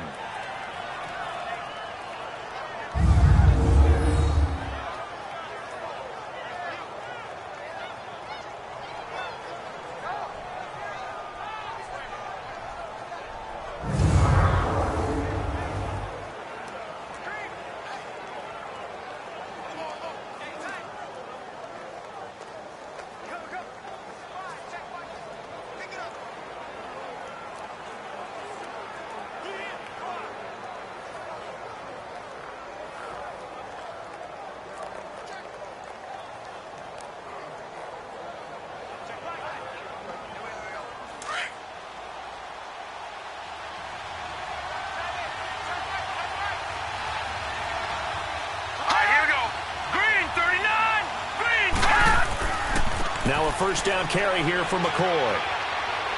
And he is into the end zone for a Buffalo touchdown. Lesean Mccoy, a 15-yard touchdown run. And the Bills have broken the tie. I know we don't talk about it enough, but the intelligence level of the guys up front blocking, the offensive linemen, maybe the smartest guys in football overall. Add in a little bit of athleticism and a whole lot of toughness, you've got a lot to deal with, don't you? That's why the guys in the backfield get them really nice Christmas gifts, right? If they're smart, they do.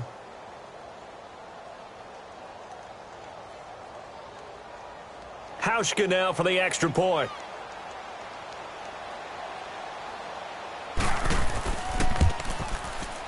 Hauschka adds the extra point, and the decision to just kick the extra point winds up successful. So that one, an 8-play drive. It spans 75 yards. And it ends with a Lesean McCoy touchdown run.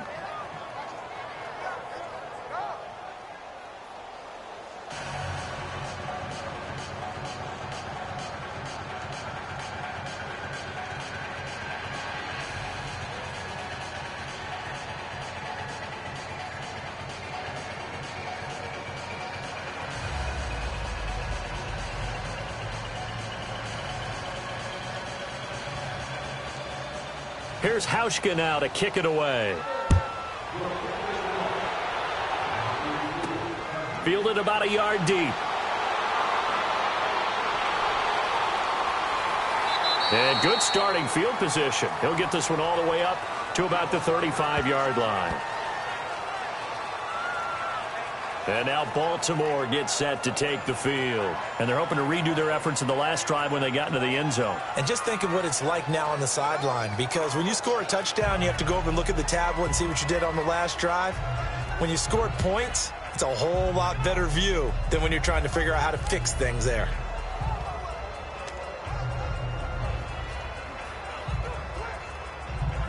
Baltimore with good starting field position as they come up 1st and 10.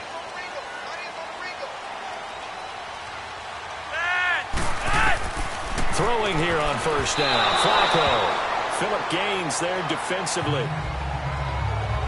It's always a battle. Who's going to win on 1st down, the offense or the defense? Let's face it, if you've got the ball, 4 yards or more on 1st down is what you're aiming for. They tried to throw for it there. Nice effort to knock the outlet away and bring up second down. After the incomplete pass, here now is 2nd and 10.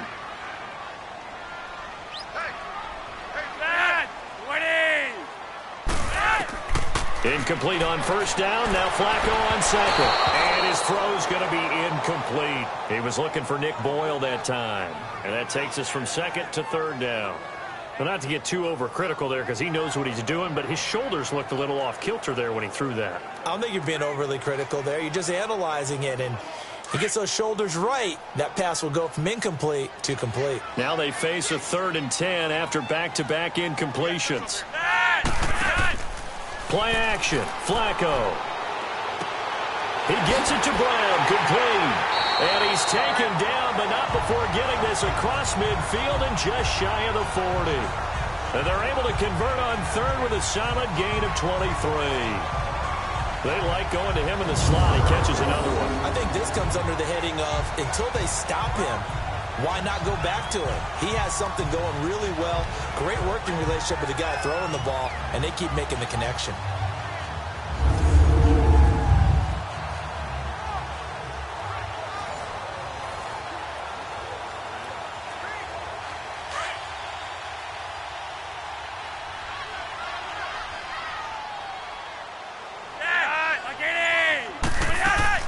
On first down, Flacco looking deep for Crabtree. And he is into the end zone for a Baltimore touchdown.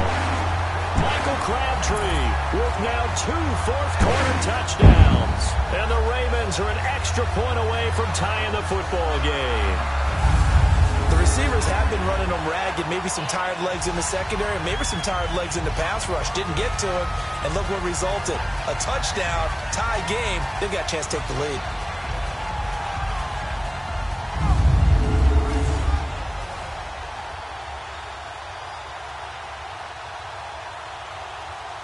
And now a critical extra point attempt here.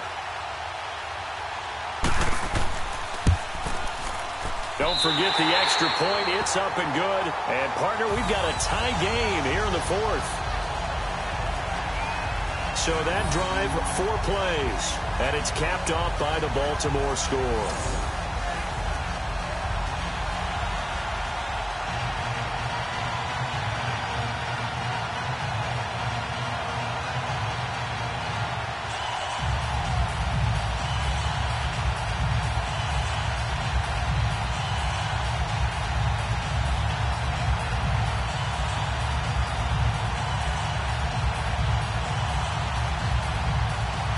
Set to go now with the kickoff. These two teams all even again as we continue in this wild 4th quarter. Now Jones. And a good return as he'll be stopped just shy of the 30-yard line.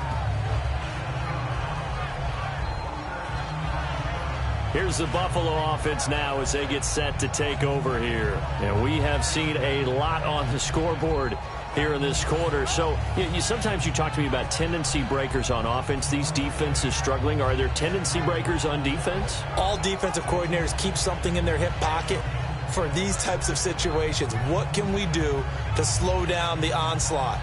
But the biggest thing is making sure these guys encourage each other, pick themselves up, because right now it's been a really tough ball game trying to stop these offenses. Oh, it really has, especially as of late. Peterman and the Bills come up now with a 1st and 10, just shy of the 30. Let's go! 3-19! They'll run it now out of the gun. And able to stay on his feet past the 30 to about the 33-yard line. Call it a gain of 4 on first, and that'll make it 2nd down. I call that play a success. A nice inside run sets up a very manageable 2nd down. A very solid gain on that play.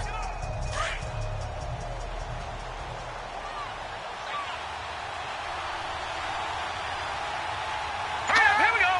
Green. 2nd down, Peterman. This for his running back, McCoy. They'll get a couple yards on that one, and they're going to face a 3rd down. I know most of the time when the ball's in the air, you're thinking wide receiver, tight end, but running backs, they can be a big part of any passing offense nowadays.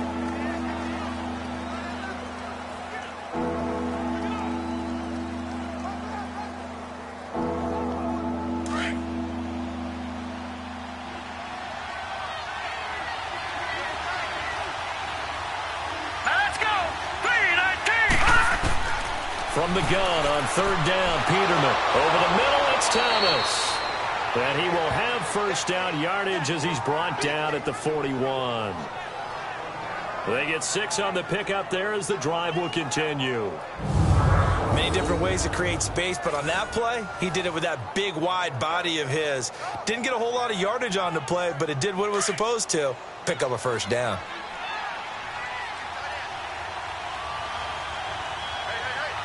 All right, here we go. They'll throw on first down with Peterman. Completes it to Benjamin. And he'll be brought down just shy of midfield at the 49-yard line. 7 yards, the pickup on the pitch and catch. He decided to run a hitch route. It really helped to have a guy who can turn it loose. And, boy, he rifled one in there on that one. Not much run after catch, but it worked really well. Able to get 7 on that first down pass play. 2nd and 3.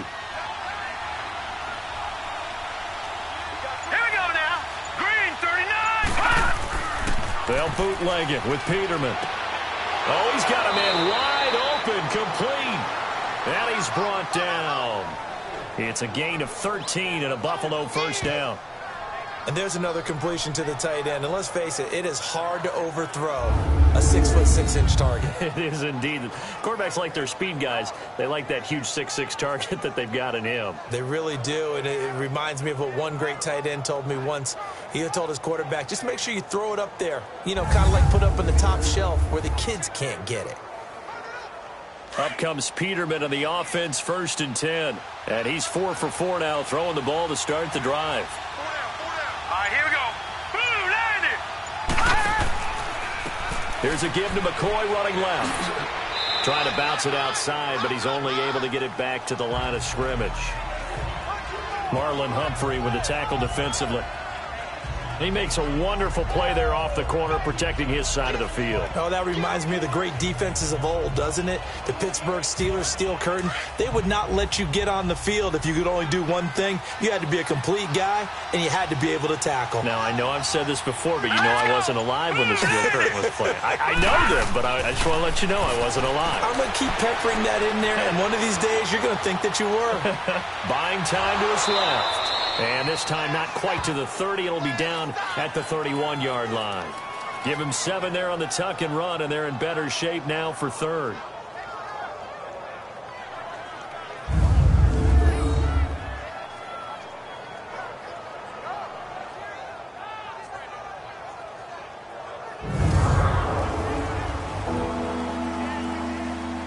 This is 3rd and 2. Maybe the biggest play in this football game.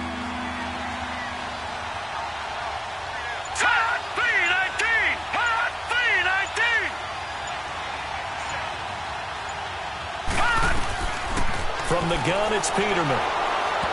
And he bats it away, and it falls down incomplete. Brandon Carr on the coverage there. Certainly looked like they were getting ready to convert there on 3rd down, but what an effort to get his hand on that one, knock it away, and brings up a 4th down decision.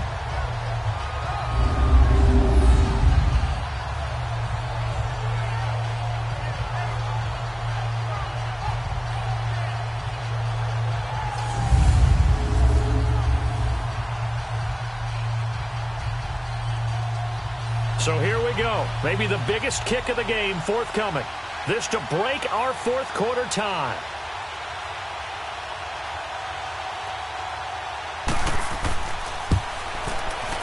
And Hauschka's kick is good. And the Bills have taken the lead here in the 4th. So the drive here ends with a field goal. It does give them the lead, but this one's still certainly a long ways from over. It definitely puts a lot of pressure on your defense to hold the lead, right? They're happy to have it and happy to be out there trying to do so. But I know as a former player, in the back of their mind, they're thinking, why don't you score the touchdown and seal this thing?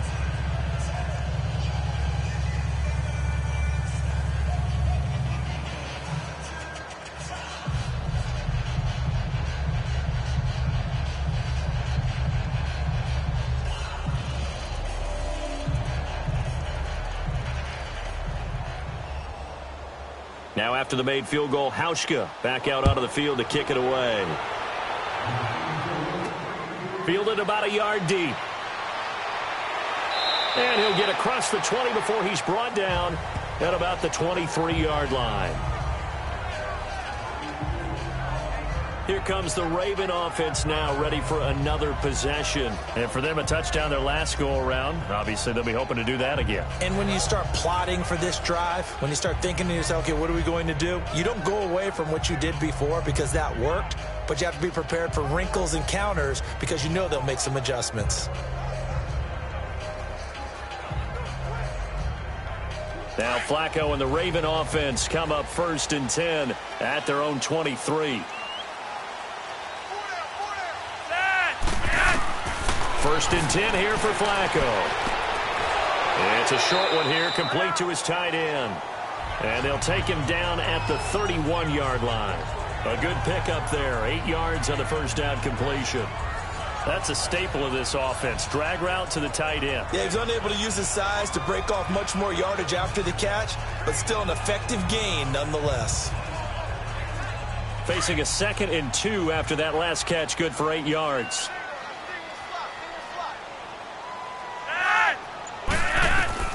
Second down, Flacco now. And his throw's going to be incomplete. Trying to get it to Willie Snead there. And it's 3rd and short.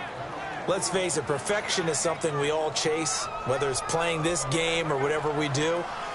Hard to attain, but that's what they were searching for as that pass goes incomplete. This is 3rd and 2. Maybe the biggest play in this football game. They'll run it here. This is Buck Allen. Just a yard on the run there, and that's going to bring us to a 4th down.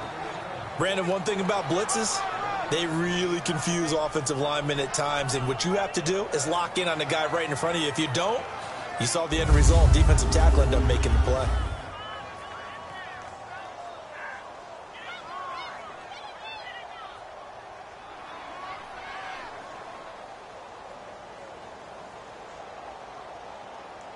This offense converted once on 4th down earlier. Now they're out there again to try once more.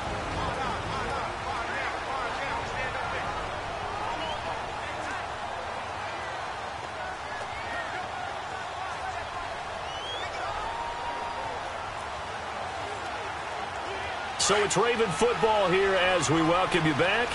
And they've got a 4th down now in a game that, to be honest, has been pretty much everything we could have asked for. They'll run for it. This is Allen. And he's able to get it to the 33. Good enough for a 1st down. They keep the game alive, at least for the moment, as it's a 1st down. They'll look to throw. And that's going to be too high. Out of bounds and incomplete.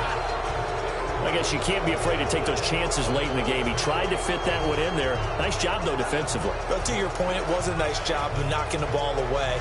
But you're also right. You can't be afraid to take those chances. That means your guys going downfield to catch the ball, they've got to elevate their game and come down with these in order to keep your offense moving.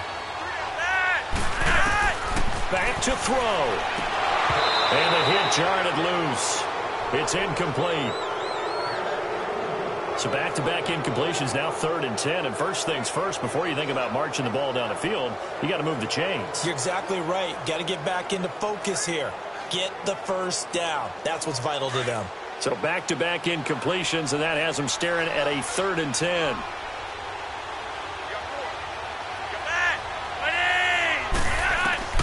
He's back to throw. Got his man. It's Williams. They get 7 there, but it brings up 4th. And before this 4th and 3 play, we're going to get whistles and a timeout as they stop it prior to what will be an important 4th down.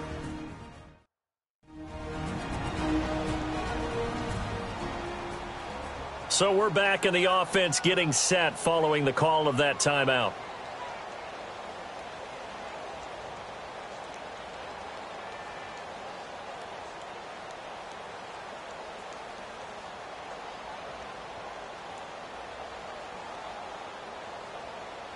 No move to get the offense off the field here. They've converted once on this drive. On 4th, they'll go again and try it once more. Flacco gives to Allen. And he brings this up to the 46. Good enough for the 1st. They keep the game alive, at least for the moment, as it's a 1st down. They had to convert there on fourth down, and they ran the football. Major surprise, but they pick it up. Now they've got to really hurry. Now a desperation throw, and the defense loses him. It's complete. And he is down deep into Buffalo territory. And that one results in 35 yards.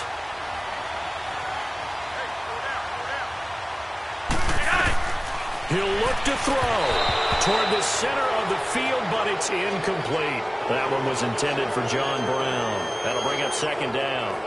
The way he's throwing the football today, almost a surprise when he doesn't complete a pass like happened there, but he needs a few more to get his guys downfield. Well, the way he's thrown it leads him to believe that he's going to get those completions, and that means the guys going out for passes, they'll run even harder because they expect it as well. Back to throw. And he can't get a throw off. He's taken down. What a huge play at this point in the game. Jerry Hughes in there to take him down, and the clock will roll. Flacco. Oh, he's got a little daylight. And he slides to avoid the hit. They get 15, but they still needed a little bit more. Fourth down.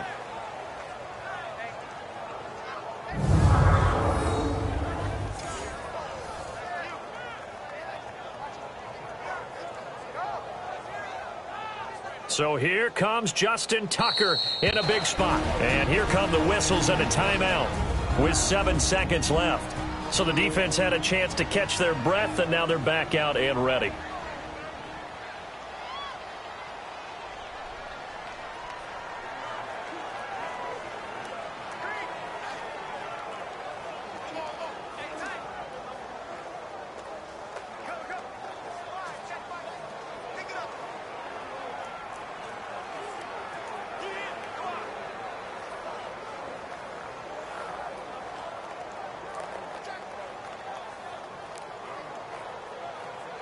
So the field goal unit is on the field as this is a big spot right here.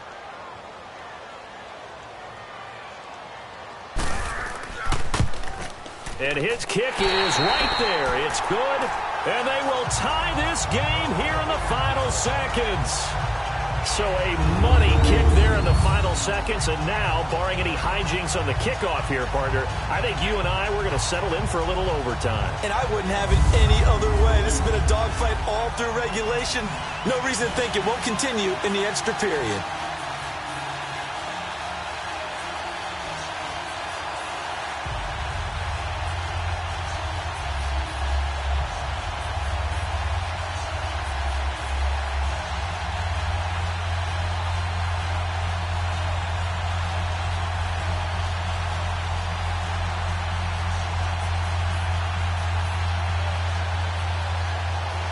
So here comes the kickoff now, all even here in this fourth quarter.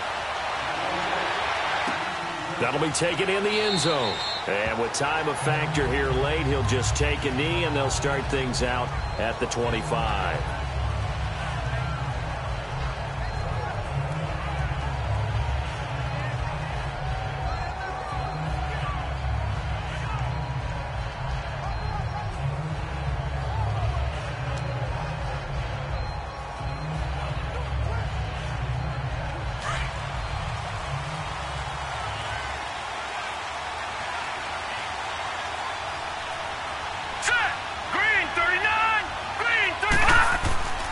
On first down, this is Ivory. And he'll take this for a short gain on what will prove to be the final play of this ball game.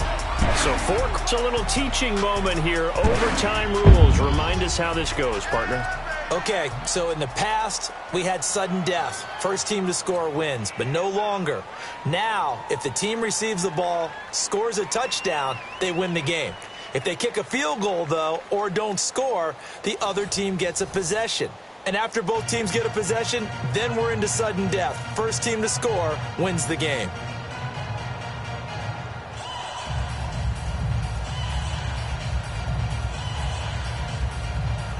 So a tie ball game here as the kick's away. Fielded about a yard deep. And he'll take it past the 25 and up to the 28-yard line. Now the Baltimore offense heading back out onto the field. They control their own destiny here. They have the football in overtime. Obviously, a touchdown would win it. And I think teams around the league are still adjusting to the idea of going downfield, scoring a touchdown wins the game, because they were used to just going downfield and trying to get in field goal range to win a game. Still having to make that transition. Let's face it now, the ones who are doing it best know they need to go down, attack, put the ball in the end zone, and not leave it up to a field goal and give the other team a chance. Yeah, as we said, they control their own destiny now. They start the drive with a give to Allen. This will go for 5 up to the 33.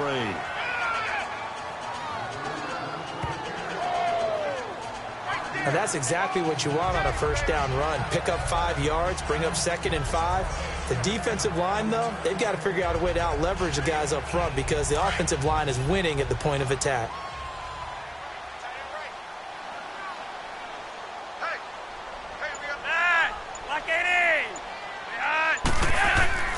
They stay on the ground with Allen. And they get him down, but not before he takes it across the 40-yard line. 10 yards there, good enough for a Raven first down. It looks way too easy right now. 2 carries, 2 straight first down runs. The eyes are carrying the legs to the proper hole, but they're being created by an offensive line that has the leverage game going for them right now. Lower than the defensive front, creating space, and he's finding it in a big way. Gotta love what they're doing on offense right now.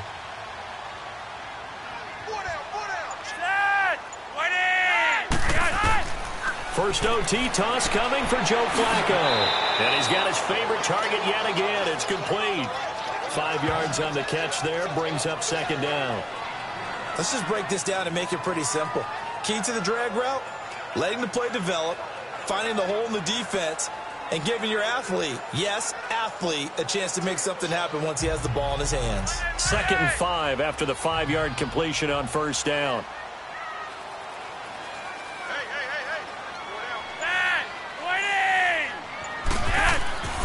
Here's Collins. And nowhere really to go there. He'll take this up just shy of midfield. It'll only be a gain of a yard, and it sets up a 3rd down and 4 now.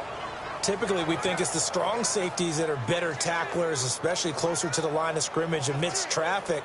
But in this case, how about the free safety coming up and making the big-time play? It's 3rd and 4. Big play here, trying to keep this opening drive of overtime alive. From the gun, Flacco. And incomplete. The contact made the ball roam free and brings up 4th down. Well, I know you're toward the middle of the field here, but still, 4th down this distance, you got to punt it right. That's definitely the first instinct, because you say, okay, let's just play some field position, make sure we don't lose the game here, turn it over in a key spot. But if you feel really good about your trigger guy, if you feel great about him, you might want to leave the ball in his hands and let him work his magic. He gets this one away, and boy, it's another boomer.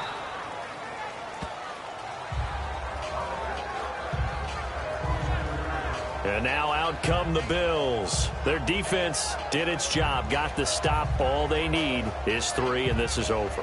Couldn't have done much else other than score themselves and end it. But they turned it back over to them, and now all they need is a field goal to win the game. An excellent job by the defense. Can the offense finish things off? Yeah, part 1 is done, now part 2. Peterman and the Bills come up now with a 1st and 10 at their own 27.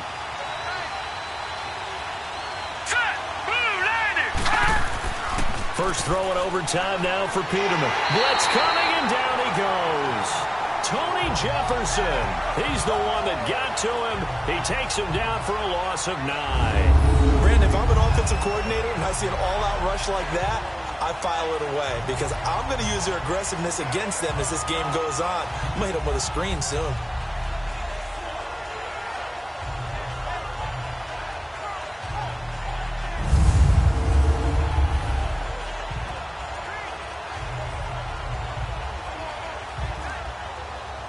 And they need to work to at least get some of this yardage back after the sack. 2nd and 19. All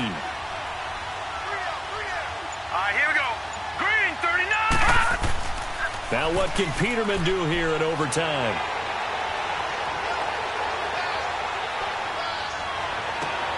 Oh, he's able to outmuscle him here as he pulls it in.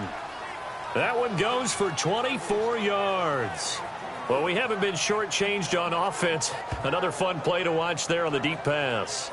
This game has the feel of, what, a turkey bowl, a Thanksgiving day. You know, when we get together this year, when the Davises and the Gaudens get together, that's what our playbook's going to look like they're drawing them up in the dirt, and so far it's working for both of them.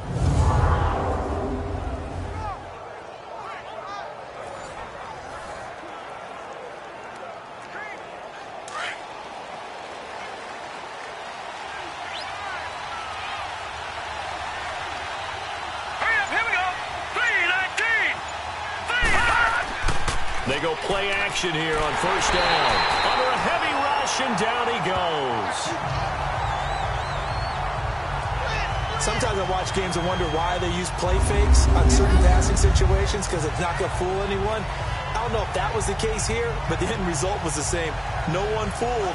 Quarterback was hit.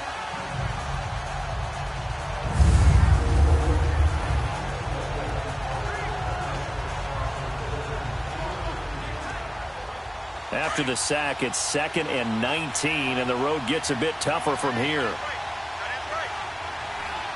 Let's go! Blue 90! Blue 90! Now flags will come in. One of the Bills got going a little early. False start, offense. And that'll be accepted, of course, and that moves him back 5. Still 2nd down.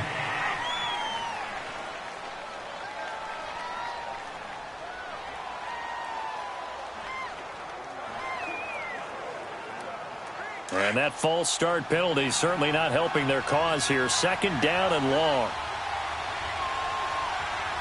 Here we go now. Green. After the penalty, it's McCoy. And they'll bring him down after just a short pickup. And they only get a yard back there. They'll be left with a 3rd down and long. And now 3rd and very long. Are you cautious here? I think you have to be, because the first mantra of any football game is don't lose it. Then you give yourself a chance to win it. And if you go ahead and force something now, take a big shot that doesn't pay off, you didn't help your defense out at all. Yeah, especially here in overtime. 3rd and long. It's Peterman. And this is going to be incomplete. It's easy to see when we review this that the ball needs to come out quicker, because if you don't throw it right on the break, you bring a crowd of people into the equation. And that's why it got knocked away there. The Bills send the punter out. On for a very important punt here in overtime.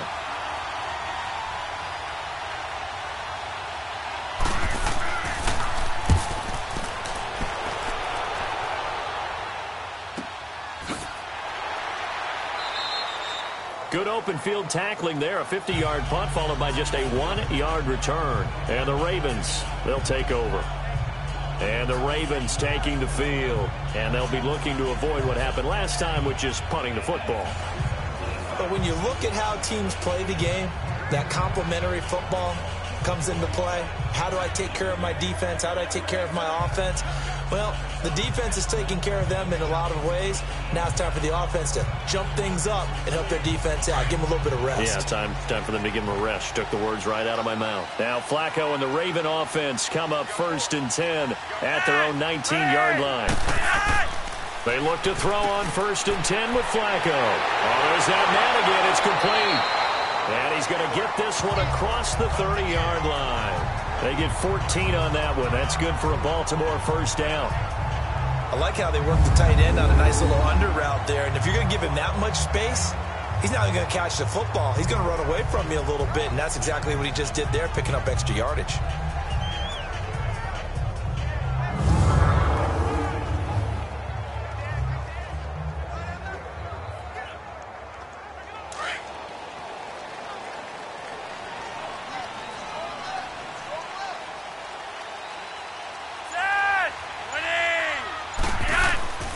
Here's a 1st down run with Collins.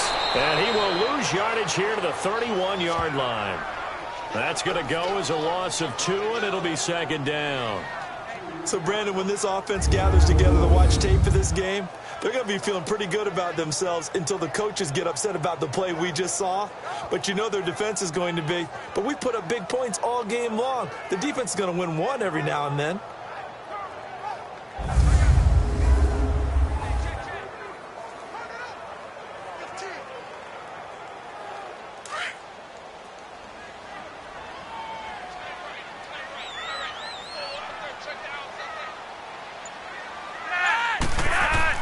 On second down, Flacco to throw. Looking middle, and it's incomplete.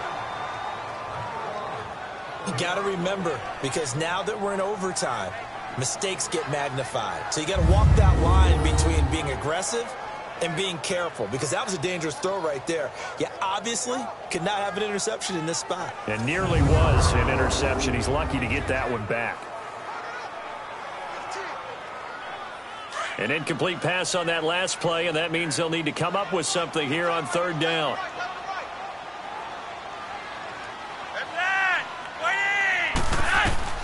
Third down, Flacco needs a decent chunk of yardage. And that's incomplete.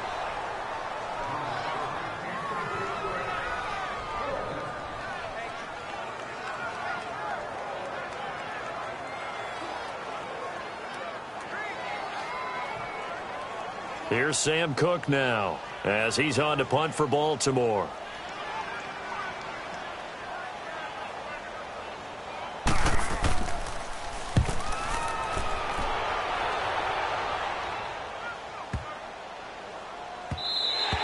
And that hits at the 6 and carries into the end zone for a touchback. Back onto the field now comes the Bills offense. Neither team scored yet. Now we go to sudden death. Next points win this game. How about the tension right now? It is ratcheted up, isn't it? I mean, now whatever happens, points are scored. That's your ball game. Can't wait to see the defense now. Do they get a little more aggressive in order to not let the team just drive the ball easily down the field? Got to be careful, though, right? Yeah, if you're too aggressive, you just give up something easy and cheap. But some defensive coordinators, they'd rather take a stand that way as opposed to being nickel and dime down the field. They start on the ground with Ivory. They find some open field here. And he'll take it ahead to the 28-yard line. 8 yards on the pickup, and now they'll have some options on second and short. So much of the game today, we're looking for hybrid players, guys who can do a combination of jobs.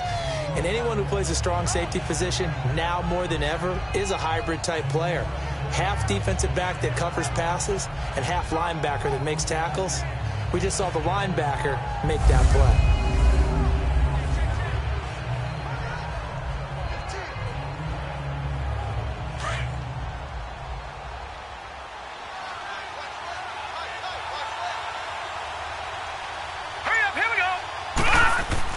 Now Peterman on second down. Wide open receiver complete. And he's taken down, but not before he gets this into enemy territory across the 40. An excellent pickup of 34 yards. Now that play will end up on the highlights, and you'll see it all over the place. But what you won't see, the offensive line that bought the extra time, that allowed for the big completion downfield, those guys made that play possible. So in Raven territory now, here's a 1st and 10 at the 38. All right, here we go. 3-19. They'll run it now out of the gun. And able to push his way forward here for a good little gain. Terrell Suggs in on the tackle. And there's a run to be happy with. Good, solid yardage. He'll take that anytime you hand the ball to a back.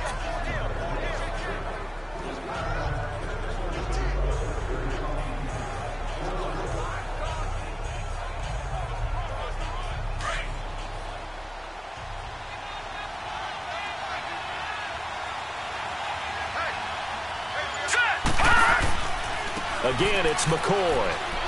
And he'll get this down to about the 30, 31-yard line. 3 yards is half of what they needed. Now can they get the other 3 here on third down?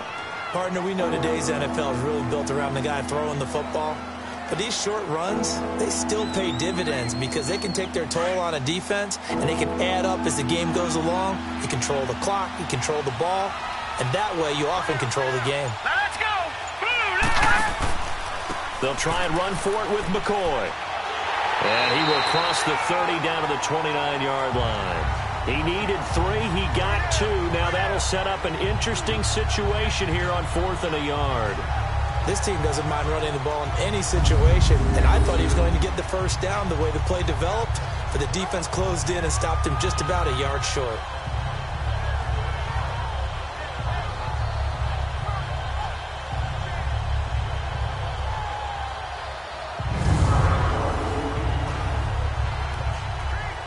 So it's all going to come down to Stephen Hauschka. And now the Ravens are going to take another timeout. They'll be down to just 1 remaining as we step aside here in overtime.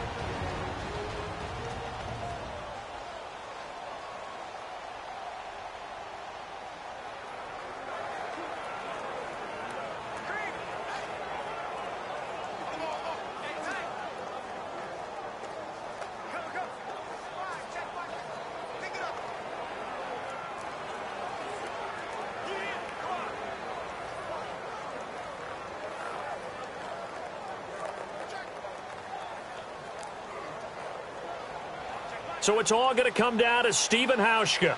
This to win it in overtime.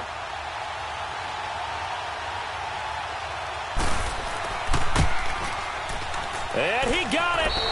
The kick is good in overtime. He's able to split the uprights. We were just treated to an absolute dandy in this one. A great finish in overtime with a long field goal. Everybody, including us, on the edge of their seats. Quite a game.